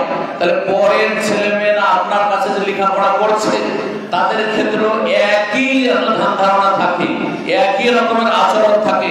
এই ছেলেগুলি আমার ছেলের মতোই, কোনো পার্থক্য নাই, এরা যেন পড়ে ফেলে মানুষ হয় না। কিন্তু আলহামদুলিল্লাহ বলতে হয় কথাটি যে যে সব আহলে হাদিসের যে দ্বীনি প্রতিষ্ঠান আছে অনেকটা হক আদায় হচ্ছে, এমন নয় যে এখানে অবহেলা হচ্ছে, অনেকটা হচ্ছে, কিন্তু অনেক কিছুতে ঘাটতি অবশ্যই আছে।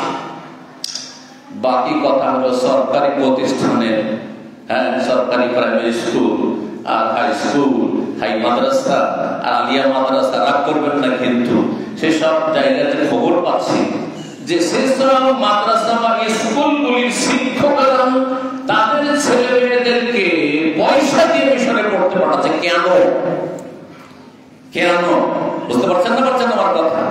এই জন্যই যে আমি যে স্কুলের শিক্ষক, আমি যে হাই মাদ্রাসা আলিয়া মাদ্রাসার শিক্ষক, সেখানে লেখাপড়া হয় না, সেখানে আমাদের শুধু বেতন আছে আর নাম তো আসতে আমরা ডিউটি করি আর ব্যাস কোন রকম করে পড়াই, ফাঁকিবাজি করে।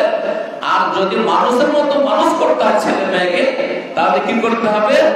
মেশনে পড়াইতে হবে। এই হলো অবস্থা। এমন তো খেয়ানত কেন, এমন তো খেয়ানত কেন? এর জবাব রবের কাছে কি দেবে? অবশ্যই এর জবাব দিতে হবে। ওয়াল্লাযীনা হুম লিআমানাতিহিম ওয়া আহদিহিম রাউন, যারা মুমিন মুসলিম আল্লাহভীরু, যারা জান্নাতি, যারা জান্নাতুল ফিরদাউসের ওয়ারিস হবে, তাদের সম্পর্কে আল্লাহ রাব্বুল আলামিন বলেছেন সূরা মুমিনুনের শুরুতে, তারা নিজের আমানত আর ওয়াদা প্রতিশ্রুতি চুক্তি রক্ষা করে, হেফাজত করে। তাহলে ওরাই জান্নাতুল ফিরদাউসের ওয়ারিস হবে। আল্লাযীনা ইয়ারিসুনাল ফিরদাউস হুম ফিহা খালিদুন, জান্নাতুল ফিরদাউসের ওয়ারিস হতে পারে। সুতরাং আমি শিক্ষক শিক্ষিকাদেরকে বলবো যে আপনারা আপনাদের আমানত রক্ষা করবেন। আমার কাছে এমনও খবর মাদ্রাসাগুলির পৌঁছেছে, মাদ্রাসার অবস্থা, দ্বীনি মাদ্রাসা, নিজামিয়া মাদ্রাসার যদি শিক্ষকদের এই অবস্থা হয় অথবা শিক্ষিকাদের এই অবস্থা হয়, তাহলে যেগুলো সরকারি মাদ্রাসা বা স্কুল, সেগুলির শিক্ষকদের কেমন অবস্থা রয়েছে বলি। তাহলে আপনাদের বলছে যে শিক্ষককে না ছাত্রকে, শিক্ষক পড়াশোনা একজন ছাত্রকে আরেকজন ছাত্রের সাথে লাগিয়ে দিয়েছে, এই তুমি পড়াশোনা, তুমি কোরআন শোনো, লাগিয়ে দিয়েছে। একজন শুনছে, আরেকজন বিড়ি খুব খাও আর বিড়ির ব্যবসা করো, হ্যাঁ আর ব্যাস বিড়ি বাঁধো, বিড়ি বাঁধা ছাড়া খেতে পারবে না। এই রুজি, ভারতের রুজি নির্ভরশীল হয়ে গেছে বিড়ি বাঁধার উপর, বা পশ্চিমবঙ্গের জনগণ বা মুসলিমদের রুজি সীমিত হয়েছে বিড়ি বাঁধার উপর। বিড়ি না বাঁধলে মরে যাবে, আর কোনো রিজিকের রাস্তা নেই। এই যে ইমানের দুর্বলতা, আল্লাহ হেফাজত করুন, আল্লাহ তওবা করে ফিরে আসার তৌফিক দান করুন। জি বলছিলাম এইরকম খেয়ানত করবেন না, না হইলে এই খেয়ানতের জন্য কিয়ামতের দিনে হাসরের মাঠে অবস্থ হয়ে যাবে। এখন দায়িত্বশীলরা জানতে পারছেন না, কিন্তু সেই দিন গোটা হাসরের মাঠে লোকেরা জানবে যে এই লোকটি কি করেছে, কেমন করেছে, এই লোকটি গাদ্দারি করেছে, এই লোক আরাম রুজি নিয়েছে। আর সেই দিন যারা হক নষ্ট করেছেন, মাদ্রাসা হক নষ্ট করেছে, মাদ্রাসা কার? একজন শুধু মতিউর রহমানের, এই মাদ্রাসা কার? মুসলিম উম্মাহ। পুরো মুসলিম উম্মাহ আপনার বিরুদ্ধে বাদী হবে, খাস হবে, বারবার বলা যাবে। মাদ্রাসা যেহেতু একজনের মালিকানাধীন না, যদি একজন পরিচালনা করছে অথবা একটি কমিটি পরিচালনা করছে, কিন্তু কথাটি ভালো করে মনে রাখবেন যে মাদ্রাসাগুলি হচ্ছে মুসলিম উম্মার আমানত। সুতরাং এই আমানতে কোন ধরনের যদি খেয়ানত হয়, তাহলে আপনার আমার বিরুদ্ধে, শিক্ষকের বিরুদ্ধে, ছাত্রের বিরুদ্ধে, ছাত্রীর বিরুদ্ধে, দায়িত্বশীলদের বিরুদ্ধে খাসম বাদী সেই দিন স্বয়ং আল্লাহ রাব্বুল আলামিন হবেন। কারণ আল্লাহর মাদ্রাসা, কার? আল্লাহর মাদ্রাসা, আল্লাহর দ্বীনি প্রতিষ্ঠান। রাব্বুল আলামিন যেন বিষয়গুলো বোঝার তৌফিক দান করেন। 4 নম্বরে একটি ক্ষেত্র বলবো, সেটিও মাদ্রাসার সাথে সম্পর্কিত। সেটা হচ্ছে মাদ্রাসার যেসব সম্পদগুলি রয়েছে, যতগুলি সম্পদ রয়েছে, কেউ কোন শিক্ষক ব্যবহার করছেন, শিক্ষিকা ব্যবহার করছেন, অথবা মাদ্রাসার ছাত্র ছাত্রীরা যেসব ব্যবহার করছেন, চেয়ার ব্যবহার করছেন, টেবিল ব্যবহার করছেন, বেঞ্চ ডেস্ক ব্যবহার করছেন, বেড ব্যবহার করছেন, তারপরে আপনার বিল্ডিং এর বিভিন্ন জিনিসগুলো রয়েছে, এই উজুর নলগুলি রয়েছে, মসজিদে মাদ্রাসার ইত্যাদি বাথরুম ব্যবহার করছেন, এই সমস্তগুলি মুমতালাকাত আর মারাফিক যেগুলি জামিয়া, সেগুলি হচ্ছে আমানত প্রত্যেক এখানে বসবাসকারীর জন্য, সে শিক্ষক হোক, ছাত্র হোক, আর ছাত্রী হোক, আর যারাই হোক না কেন।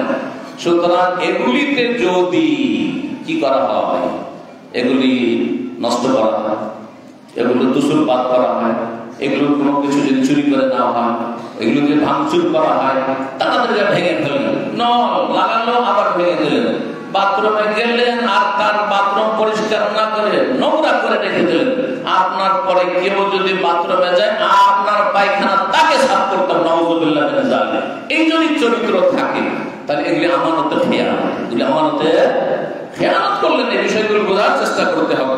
সুতরাং যতগুলি সম্পদ রয়েছে মাদ্রাসার, বিল্ডিং এর এক একটি ইট থেকে শুরু করে এক একটি ফার্শ অথবা যে কোনো কিছু হোক না কেন, একটা গ্লাস, একটা প্লেট, যাই না আপনাদেরকে ব্যবহার করে খেতে দেওয়া হচ্ছে, যা কিছু ব্যবহার করছেন সবগুলি হচ্ছে আমানত। সুতরাং এই আমানতগুলি সম্পর্কে জিজ্ঞাসা, হেফাজত হয়, তাই না? প্রতিষ্ঠানের জন্য হেফাজত হয়, আর শিক্ষকরা যেন আমানত খেয়াল করে, তাই না? আরো বলছি, এখন মাদ্রাসা থেকে যেসব ছাত্র ছাত্রী লেখাপড়া করছে তাদের বাড়িতে নিয়ে যায়, ঘরে নিয়ে যায়, তাদের বাবা মায়ের কাছে পৌঁছে দিন। বাবা মায়ের কাছে ছেলে মেয়েরা আমানত।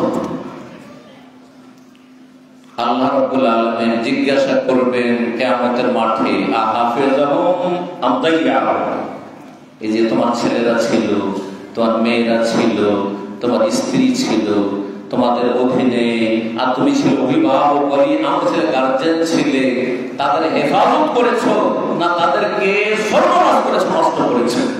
হেফাজত মানে শুধু শারীরিক পরিচর্যা নয়, হেফাজত মানে শুধু চিকিৎসা দেওয়া নয়, হেফাজত করা মানে শুধু পেটের ভাত দেওয়া নয়, হেফাজত করা মানে শুধু ডাক্তার ইঞ্জিনিয়ার বানানো নয়। যদিও একটা টেন্ডেন্সি এখন তৈরি হয়েছে আমাদের সমাজে, দুটো পয়সা হলেই ডাক্তার বানাইতে হবে, আর তাহলে সবচেয়ে বড় কামাল হয়ে গেল, তাই না?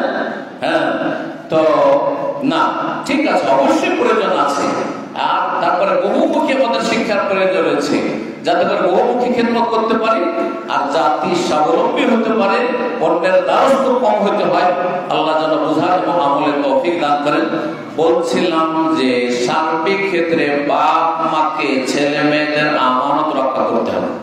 একটি হচ্ছে দুনিয়াবী আমানত, পার্থিব আমানত, আরেকটি হচ্ছে পারলৌকিক আমানত বা দ্বীনি আমানত। কোনটা বেশি গুরুত্বপূর্ণ? দ্বীনি আমানত।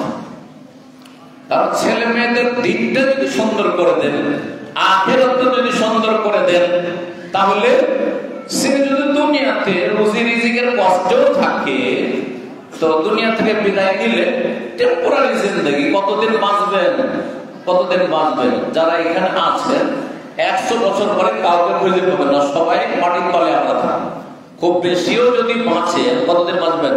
100 বছরের বেশি? 100 বছর পরে আমাদের কাউকে খুঁজে পাওয়া যাবে না। জি, সব দুনিয়া থেকে বিদায় নেবেন, নতুন প্রজন্ম কেউ আসবে দুনিয়া, আবার আল্লাহর দুনিয়া চলতে থাকবে যতদিন আল্লাহ রাখবেন কিয়ামত পর্যন্ত, কিন্তু আমরা চলে যাব। তাহলে দুনিয়া কয়েকদিনের সামান্য কষ্ট আপনাকে সবর করলেও ইবাদত, আর শুকর করলেও ইবাদত। সুখে থাকলেও ইবাদতের রাস্তা খোলা আছে, আর দুঃখে থাকলেও ইবাদতের রাস্তা খোলা আছে। তাহলে আসল হচ্ছে কি? দুনিয়া না আখিরাত? আসল কি? আখিরাত। আখিরাতে কতদিন থাকতে হবে? জান্নাতে জান্নাতীদেরকে জান্নাতে কতদিন থাকতে হবে? সময়কাল আছে না? খালিদিনা ফিহা, চিরকাল সেখানে। জাহান্নামে সেখানেও চিরকাল কাফেরদের জন্য, আর মুসলিম পাপিষ্ঠদের জন্য কিছু কাল, দীর্ঘকাল, বহুকাল। বুঝা গেছে না? কিন্তু জন্মসূত্রে মুসলিম না, বহু জন্মসূত্রে মুসলিম আছে যার ঈমান ভঙ্গ করে এক গেট দিয়ে জন্মসূত্রে ঢুকেছিল, আর এক গেট দিয়ে বেরিয়ে গিয়ে মুরতাদ হয়ে অনেক দূরে চলে গেছে, তাদের জন্য চিরকালে জাহান্নাম আছে। সুতরাং কখনো এটা মনে করিয়েন না যে আমি মুসলিম ঘরে জন্মেছি, একদিন না একদিন জান্নাত পাবো। এই ধারণা যে আছে, বিশেষ করে আমাদের আহলে হাদিস সমাজে এই ধারণা মগজ থেকে মুছে ফেলে দিতে হবে। যদি সর্বনিম্ন জান্নাত যাওয়ার যোগ্যতা থাকে তখনই জান্নাত যাওয়া সম্ভব। আর যদি সেই যোগ্যতাও হারিয়ে ফেলেন নাওয়াকিজে ঈমানের মাধ্যমে, যে কোনো একটি নাকিজে ঈমান ভঙ্গকারী কারণের মাধ্যমে, তাহলে আপনি এটা মনে করিয়েন না যে পাপী তাপী হইল। যেমন আমাদের সময় বেনামাজিরা বলে, আরে মুসলমান যখন একদিন না একদিন জান্নাত তো পাবো না। না, ভুল ধারণা আছে, ভুল ধারণা আছে। রমজান বোঝার তৌফিক দান করেন। তো বলছিলাম যে আমানত ছেলে মেয়েদের ক্ষেত্রে রক্ষা করতে হবে। আখিরাত দিন আগে রক্ষা করুন ছেলে মেয়েদের। আপনার ছেলে যাতে দিনদার হয়, কমপক্ষে ফরজ ওয়াজিব আদায় করে, ডাক্তার বানান, ইঞ্জিনিয়ার বানান, নেতা বানান, কিন্তু তাকে মুসলিম বানাইতে হবে।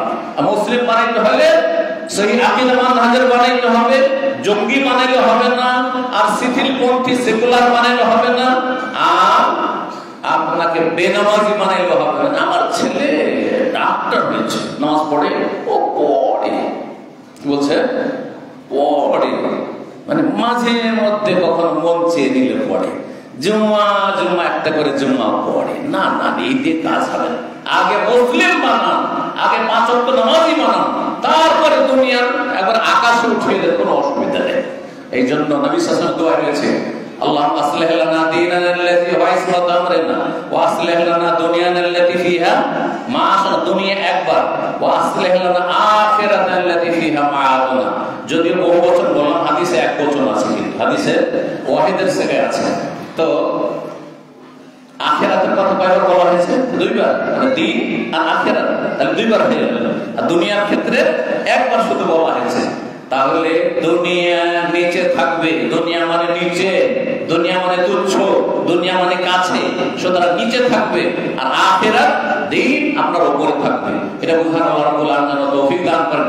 এইভাবে আপনার ছেলে মেয়েদের আমানত আদায়, আপনার ছেলেকে আগে নামাজি বানান, তারপরে দুনিয়ার সুশিক্ষিত বানান, চরিত্রবান বানান। আল্লাহ যেন তৌফিক দান করেন।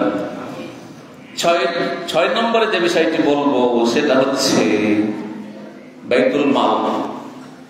বাইতুল মাল বুঝেন? কোন মাদ্রাসার ছাত্র বলবে বাইতুল মাল মানে কি, তরজমা শুধু জিজ্ঞেস করছি। খুব সহজ কথা।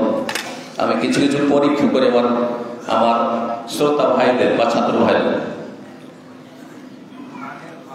রাষ্ট্রীয় মাল কোন করে হয়ে গেল। আমি অর্থ মিলিয়েছি, শব্দের সাথে অর্থ মিলিয়েছি। বাইতুল মানে কি? বাড়ি, ঘর, বাইত। আর মাল মানে? মাল মানে মাল, সম্পদ, সম্পদের ঘর। তো বাইতুল মাল আমাদের সমাজে কাকে বলে? মুসলিম সমাজে বাইতুল মাল কাকে বলে? এটা বাইতুল মালের পয়সা কাকে বলে? শব্দের সাথে যে মিল পাচ্ছে না খুঁজে। বাইতুল মাল মানে পয়সার ঘর। একটা ঘর আছে, ঘরে পয়সা আছে, তাই না? এটাই তো বাইতুল মাল। সরকারি সম্পদ অথবা রাষ্ট্রীয় সম্পদ অথবা 10 টাকা, এই যে সহজ ভাষা আমাদের আঞ্চলিক ভাষায় কি, এটা 10-এর পয়সা, এই ফেতরার পয়সা, এই চামড়ার পয়সা, আর এই ওষুধের পয়সা, এগুলো হচ্ছে ধরেন বাইতুল মাল। তো কেন বাইতুল মাল বলা হয়? আসল আছে কি আছে এখানে? একটা শব্দ মাহজুফ আছে। আরো সহজ করে দিলাম, মাদ্রাসা ছাত্র আরো উঠে বলবে, মাদ্রাসা উচ্চ আছে কি না? হ্যাঁ, ওইভাবে না। বাইতুল মাল, বাইত মাল, আর আরেকটা শব্দ এখানে উচ্চ আছে। দেখছেন? হ্যাঁ, বাইতুল মালিল উম্মাহ, হ্যাঁ, কাছাকাছি চলে গেছে, কাছাকাছি চলে গেছে। আসলে বাইতুল মাল কখন কায়েম করা হয়? কে বলতে পারে? বাইতুল মাল কখন কায়েম করা হয়েছে? বাইতুল মাল নাম এই শব্দটা আসলে কোথেকে? ওমরের জামানায়। হ্যাঁ, বলি তো, কিন্তু আমি আপনারা বুঝবেন না, সাধারণ মানুষ এটা বুঝবেন না। মাদ্রাসা ছাত্র বুঝে বাইতুল মাল, এটা জনগণের সম্পদ কি করে হলো, গ্রামের সবাই সম্পদ কি করে হলো, বা দেশের সম্পদ, জাতির সম্পদ, এটা কি করে আসলো? কোন শেখকে জিজ্ঞাসা করে বা মোদারেসকে জিজ্ঞাসা করে আমি করতে চাই না, জানেন ইনশাআল্লাহ ওনারা, কিন্তু আমি এহরাজে ফেলতে চাই না। আমি নিজে বলে দিতে হয় নাকি বাইতুল মালিল মুসলিমিন, ভালো করে মুখস্থ করে নাও ছাত্র ছাত্রী, বাইতুল মালিল মুসলিমিন। তাহলে জনগণের সম্পদ, দেশের সম্পদ, অথবা গ্রামের 10 জনের সম্পদ, অথবা মাদ্রাসার ফান্ডের টাকা, মসজিদের ফান্ডের টাকা, বুঝা গেছে না? যাকাত হোক, সাদাকাত হোক, ফিতরা হোক, ওসুর হোক, অমুক হোক, যাই হোক না কেন, চাঁদার টাকা হোক, এই যে টাকাগুলি আমার কাছে জমা হইল, এটা কার টাকা? এটা হচ্ছে মালুল মুসলিমিন। কার? মুসলিমদের সম্পদ। কার সম্পদ? মুসলিমদের সম্পদ। ভালো করে মাথা শুনল, তাহলে বোঝা যাচ্ছে এখান থেকে আমানতের কথা বলতে চেয়েছি যে এটার মালিক শেখ মতিউর রহমান না। আমার কাছে যদি কোন মসজিদের টাকা জমা থাকে বা যাকাতের টাকা জমা থাকে, সেটা আমার নাই। কার টাকা? শুধু গ্রামের 10 জনের টাকা ও তো দিয়ে দিয়েছে, ও তো ফিতরা দিয়ে দিয়েছে, ধরা জমা করে দিয়েছে, অথবা ও তো ওষুধ দিয়ে দিয়েছে, গ্রামে জমা করে দিয়েছে, একজন দায়িত্বশীল জমা করে দিয়েছে। কার টাকা? হ্যাঁ, সমস্ত মুসলিমের টাকা। কার টাকা? সারা বিশ্বের, শুধু ইন্ডিয়ার নয়, ভালো করে শুনে রাখেন, এই কথা আরো ভালো করে বলছি। সারা বিশ্বের উম্মতের মুসলিমের টাকা, একটা টাকা যখনই কেউ সাদকা করলো আর আমার কাছে আমানত আসলো, হ্যাঁ, তখন সেটি হয়ে গেল সারা বিশ্বের সমস্ত মুসলিমদের সম্পদ। সারা বিশ্বের সমস্ত মুসলিমের সম্পদ। তারপরে সেটা যেহেতু জামিয়াতুল ইমাম আলবানীর জন্য দেওয়া হয়েছে, তখন এই জামে খরচ হবে, জামে বুখারীর জন্য দেওয়া হয়েছে, তখন তার জন্য খরচ হবে, বুলকি জামে ইসলামের জন্য তার জন্য খরচ হবে, গরিবদের জন্য জমা করা হয়েছে, সেই জন্য গরিবরা সেটা নেবে, সেটা ভিন্ন বিষয়। এর মালিককে? মালিককে সারা বিশ্বের মুসলিম। তাহলে এই বাইতুল মালের পয়সায়, মানে 10-এর পয়সায়, রাষ্ট্রীয় সম্পদে ওইরকম যারা নেতা মাতা, সরকারি কি আসছে, রিলিফ আসছে, দান অনুদান আসছে, আর ওই ঘাটি খাওয়া পয়সা আসছে। জানেন আজকাল কি আসছে, কিন্তু আগের যুগে ছিল কি আসছে, আজকাল কি খাওয়া পয়সা আসছে সরকারি, আর বিভিন্ন রকমের পয়সাগুলি এসে জমা হচ্ছে বিভিন্ন স্কুলে দায়িত্বশীলের কাছে, আর তারপরে সেগুলি কি করা হচ্ছে, বেঈমানি, আত্মসাৎ, খেয়ানত, কত কিছু করা হচ্ছে। এটা হচ্ছে কার হক নষ্ট করা হলো? হ্যাঁ, সমস্ত যদি মুসলিম জাতির সেটা সম্পদ হয়, অর্থাৎ আপনি দিনের জন্য দিয়েছেন, সরকারি সম্পদ হলে সেটা সরকারের সম্পদ, গোটা দেশের নাগরিক মালিক, গোটা দেশের সরকার মানে রাষ্ট্রপতি মালিক না, প্রধানমন্ত্রী শুধু মালিক না, মুখ্যমন্ত্রীর মালিক না, সেটার মালিককে গোটা দেশের প্রত্যেক নাগরিক মালিক। যদি মুসলিম উম্মার পয়সা হয়, তাহলে গোটা বিশ্বের মুসলিমরা তার মালিক। সুতরাং আপনি যদি তাতে খেয়ানত করেন, তাহলে হাসরের মাঠে বাদী হয়ে আসবে আপনার বিরুদ্ধে সমস্ত মুসলিম উম্মাহ, যে আপনি যাকাতের টাকা মেরেছেন, আপনি ফিতরার টাকা মেরেছেন, আপনি কুরবানির চামড়ার টাকা মেরেছেন, আপনি মাদ্রাসার টাকা মেরেছেন, আপনি মসজিদের টাকা মেরেছেন, আপনি নলকূপের টাকাকে নয়-ছয় করেছেন, একটা নলকূপ 3টা 4টা নলকূপ বানিয়েছেন, একটা এই দিক থেকে ওই দিক থেকে, একটা ওই দিক থেকে ছবি দিয়েছেন, আর এমন নলকূপ তৈরি করেছেন যেই নলকূপ পানি দেয় না, এমন নলকূপ তৈরি করেছেন যে নলকূপ পানি দেয় না। রাগ করবেন না, আল্লাহ হেফাজত করুন। তার অনেক ভাইরা এখানে রয়েছেন যারা এইরকম রুজি অবলম্বন করেছেন, হারাম রুজি খাবেন না, আল্লাহর হস্তে নিজেকে জাহান্নাম থেকে রক্ষা করুন।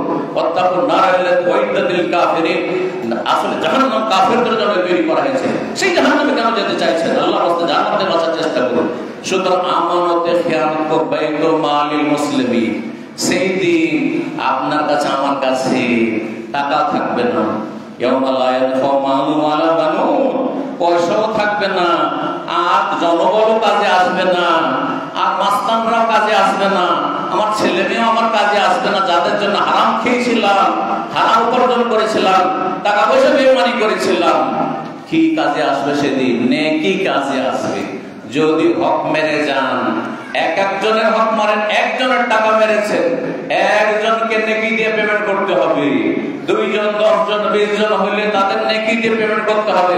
কিন্তু যখন 10-এর হক মেরেছেন, মুসলিম জাতির বাইতুল মালটা, বাইতুল মালিল মুসলিমিন আপনি খেয়েছেন, সমস্ত মুসলিমদেরকে নেকি দিয়ে পেমেন্ট করতে ভাষণ মাঠে। এত চারটে বিষয় নাই, এটাকে এত হালকা মনে করলে হবে না। রব যেন আমাদের অন্তরে ভয় দান করেন, আমানতের খেয়াল রাখার গভীর দান করেন। সম্মানিত ভাতৃমণ্ডলী, আমি শেষ করতে যাচ্ছি। 6টি বিষয় হয়ে গেছে। 7 নম্বর বিষয়, লজ্জা স্থানের হেফাজত করবে। ছাত্র ছাত্রীদেরকে বিশেষ ভাবে বলছি, মাদ্রাসা শিক্ষক ছাড়া আলহামদুলিল্লাহ তার আল্লাহ ভীরু। কারণ আল্লাহ বলেছে, যার কাছে যত বেশি এলেম আছে, এলেমের বরকত হচ্ছে, সে তত বেশি আল্লাহকে ভয় করবে। ইন্নামা ইয়াখশাল্লাহ মিন ইবাদিল উলামা। ওলামা মানে মাদ্রাসা পড়ুয়া নয়, ওলামা মানে যার কাছে এলম আছে। যার কাছে যত এলেম আছে, এলেমের দাবি হচ্ছে সে তত বেশি আল্লাহকে ভয় করে গুনাহ থেকে বেঁচে থাকবে। কিন্তু মানুষ ভুলের ঊর্ধ্বে নয়। সুতরাং সতর্ক সাবধান করছি, লজ্জা স্থানের হেফাজত করুন, ইজ্জত আবরুর হেফাজত করুন, নিজের ইজ্জতের হেফাজত করুন, নিজের পরিবার স্ত্রীর ইজ্জতের হেফাজত করুন। জনগণকে বলছি, নিজের ছেলে মেয়েদের ইজ্জত আবরুর হেফাজত করুন, এবং প্রত্যেকে আপন আপন জায়গা থেকে 2টো জিনিসের যদি হেফাজত করতে পারেন, তাহলে জান্নাতের জামানত রাসূলুল্লাহ সাল্লাল্লাহু আলাইহি ওয়াসাল্লাম নিয়েছেন। হাদিসকে বলতে পারেন, এই হাদিসটি মাদ্রাসা ছাত্র পড়বে। হ্যাঁ, হাদিস, হ্যাঁ, মাইয়াযমানু লি মা বাইনা লাহইয়াইহি ওয়া মা বাইনা রিজলাইহি আযমানু লাহু আল জান্নাহ। লাইহা মানে কি? হ্যাঁ, ওই লাইহা থেকে দাড়ি। হ্যাঁ বলছি, হ্যাঁ, দাড়ি যেহেতু এখানে আছে, যদি এই জবানের হেফাজত করতে পারেন, জিহ্বাটার হেফাজত, বাক শক্তির হেফাজত করতে পারেন। বাক শক্তির সাথে আমি আরেকটি ব্যাখ্যা বুঝেছি, সেটা হচ্ছে শুধু বাক শক্তির জবানের হেফাজত না, জবানের 2টো হেফাজত। এই জবান দিয়ে হারাম কথা বলবেন না, শিরকি কুফরি পাপের কথা, গুনাহ কথা, নোংরামি বলবেন না, ফাহিশা কথা বলবেন না, গালমন্দ করবেন, কাউকে কষ্ট দিবেন না, এই জবানের হেফাজত। আর জবানের আরেকটি হেফাজত হচ্ছে যে জবান দিয়ে হারাম খাবেন না, হারাম রুজির স্বাদ গ্রহণ করবেন। বুঝা যাচ্ছে না? কারণ যে স্বাদ গ্রহণ করা এটা জিহ্বার কাজ। এই 2 দিক থেকে জবানের যদি হেফাজত করতে পারেন, আর অবাবাইনা 2 পায়ের মাঝখানের হেফাজত মানে কি? 2 পায়ের মাঝখানের হেফাজত মানে লজ্জা স্থানের হেফাজত। কেমন করে?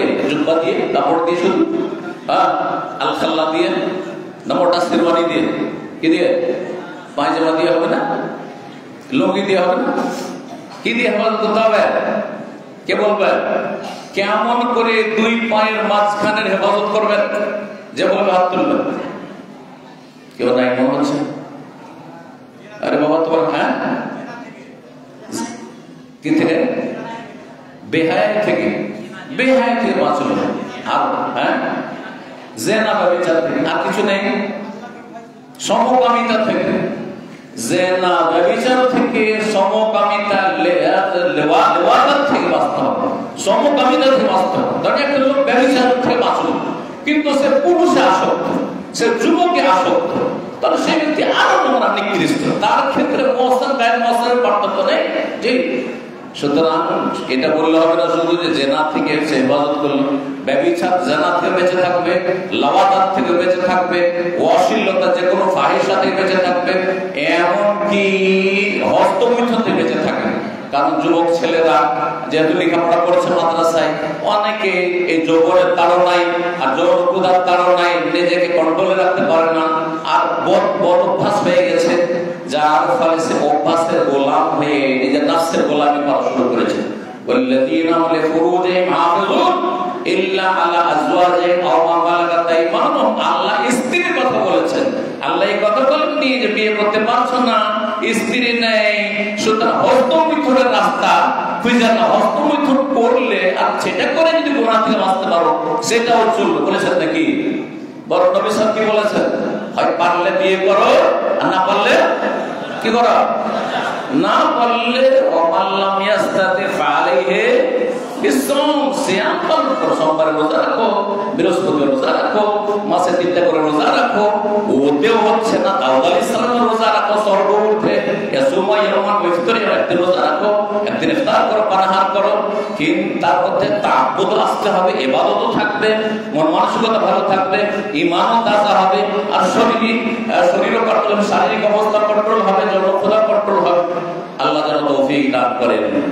হালাল পথ রয়েছে, বিকল্প পথ রয়েছে, হারাম পথ কখনো অবলম্বন করবেন না। অনেক বিকল্প পথ রয়েছে। আল্লাহ রাব্বুল বিয়ের বিকল্প রেখেছেন।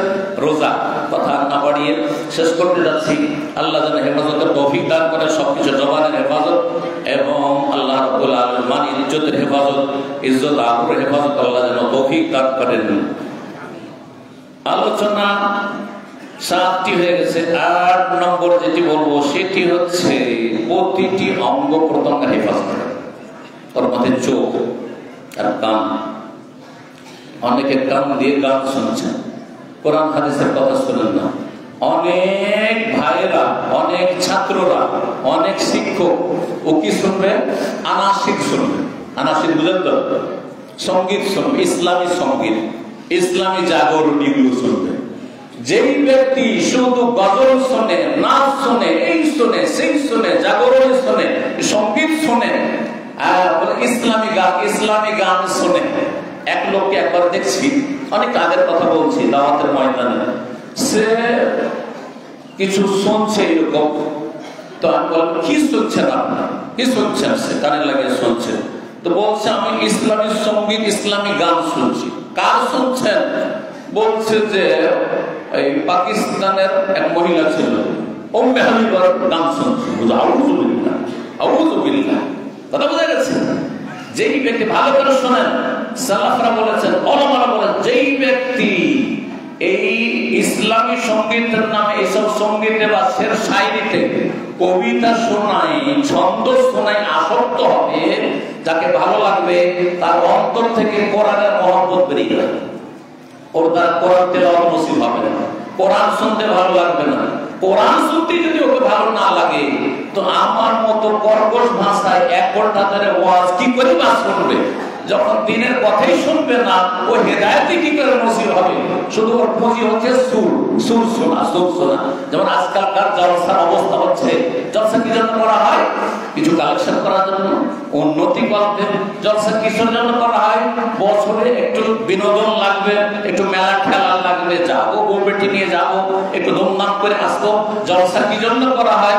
এই জন্য করা হয় যে সেখানে কিছু সুর সার শুনবো। ও ভালো লেগেছে, একজন এসেছিল না, এত সুন্দর ওয়াজ করেছে না, কি বললো যে সেটা বুঝিনি, কিন্তু সুরটা খুব সুন্দর, সুরটা খুবই সুন্দর। এ হচ্ছে জলসার অবস্থা। যার ফলে জলসা, আগেই বলেছি যে জলসার কথা আমাকে কেউ বলবেন না, আল্লাহর রাস্তায়। জি, তো বলছিলাম অঙ্গ প্রত্যঙ্গের হেফাজত করতে হবে। অঙ্গ প্রত্যঙ্গের হেফাজতে চোখ দিয়ে কত গুনাহ করছেন আপনি। আজকালকার নারী ফিতনা বড় ফিতনা, নারী ফিতনা বড় ফিতনা। প্রাচীন যুগের বনি ইসরাইলের জামানার ফিতনা, আর এই উম্মতের ফিতনা, তিরমিজির হাদিসের যে পয়সার ফিতনা থেকে, আর নারী ফিতনা থেকে যেই ব্যক্তি বেঁচে থাকতে পারবে, সে আজকালকার জামানায় সফল। সোশ্যাল মিডিয়ার জামানায়, ফেসবুকের জামানায়, ইউটিউবের জামানায় আপনাকে নারী ফিতনা থেকে বাঁচতে হবে, পয়সার ফিতনা থেকে বাঁচতে হবে। আল্লাহ যেন তৌফিক দান করেন। এই চোখ, রাস্তাঘাটে যেখানে যাবেন শুধু মহিলা, বেহায়া মহিলা, বেপরদা মহিলা, মাথা খুলে, চুল খুলে, একটা ওড়না পর্যন্ত নেই, টাইট কাপড় পরে আছে, আকর্ষণের লেবাস পোশাক পরে আসছে, আর যেন ফিতনা লিপ্ত করার চেষ্টা করছে। আল্লাহ কি হুকুম করেছেন? চোখটা নিচে করো, মাথা নিচে করো। শুধু মহিলারা মাথা নিচে করবে না, দুই দিক থেকে উভয় পক্ষ মাথা নিচে করতে হবে। ওই তাদেরকে থাকলাম, ও খুলে আছে তো আমি করবো কি, ও বেহায়া চলছে তো আমি করবো কি, এটা বৈধতার কোন কারণ নয় যে আপনার জন্য সেটা দেখা হালাল হয়ে গেল। এমনকি অমুসলিম মেয়েদের দিকে তাকানো ওই রকমই হারাম, ভালো করে মনে রাখবেন। এটা কখন মনে করবেন না যে অমুসলিম মহিলা যেহেতু শরীর খোলা চলাফেরা করছে সেজন্য দেখা জায়েজ হয়ে যাবে, কখনো জায়েজ হবে না। আল্লাহ যেন সংশোধনের তৌফিক দান করেন। আর তারপরে 8টি আশা করি হয়ে গেছে। 9 নম্বর যে বিষয়টি বলবো সেটা হচ্ছে, অনেকগুলি পয়েন্ট আছে আমার কাছে কিন্তু 10টি 9 নম্বর হয়ে গেছে। 10 নম্বর যেটি বলবো সেটা হচ্ছে দেশের আমানত রক্ষা করতে হবে। কি করতে হবে? দেশ হচ্ছে আমানত। আমরা ভারতের মানুষ, সুতরাং ভারতবর্ষ হচ্ছে আমাদের একটি কি যখন জন্মভূমি, মাতৃভূমি, এটি আমাদের দেশ। সুতরাং এই দেশ আমাদের প্রত্যেক নাগরিকের আমানত। সুতরাং এই দেশের কোনোভাবে ক্ষতি হোক, অর্থ সম্পদের ক্ষতি হোক আর নিরাপত্তার ক্ষতি হোক, যে কোনো ধরনের ক্ষতি হোক না কেন, এমন কাজ থেকে অনেক দূরে থাকতে হবে। এই শিক্ষা ইসলাম দিয়েছে। সুতরাং মুসলিম কখনো চরমপন্থী হতে পারে না, মুসলিম কখনো জঙ্গি হতে পারে না, মুসলিম কখনো খারিজি হতে পারে না, মুসলিম কখনো ফাসাদি হতে পারে না। না না না, ফাসাদ।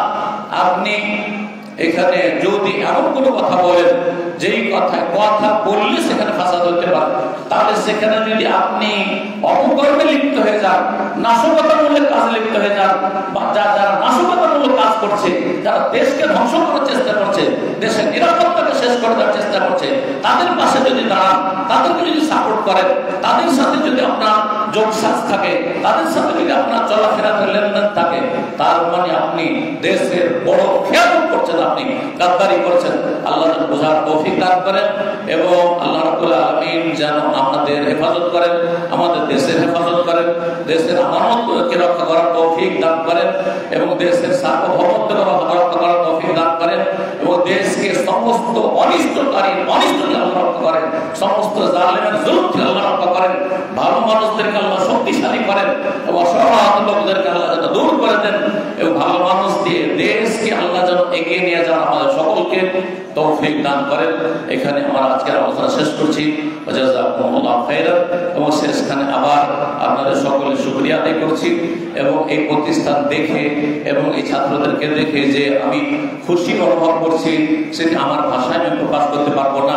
আল্লাহ যেন এটাকে টিকিয়ে রাখার তৌফিক দান করেন, কবুল করেন এবং আমার আগমনটিকে, আমার আশাটিকে এখানে আল্লাহ যেন বরকত করেন, আপনাদের সার্বিক জীবনে আল্লাহ যেন বরকত দান করেন এবং যেসব ভাই বোনেরা এখানে এসেছেন সকলকে আপনাদের দিন দুনিয়ার সার্বিক যেন কল্যাণ দান করেন এবং সমস্ত বালা মুসিবত থেকে আল্লাহ হেফাজতে রাখেন, হালাল রুজিতে বরকত দান করেন, আমানতের হেফাজতের তৌফিক দান করেন, নিজ নিজ দায়িত্ব পালন যেন আল্লাহ তৌফিক দান করেন এবং গাফিলতি থেকে, খেয়ানত থেকে, বেঈমানি থেকে, আত্মসাৎ থেকে, সমস্ত বদ চরিত্র থেকে আল্লাহ আপনাদেরকে যেন হেফাজতে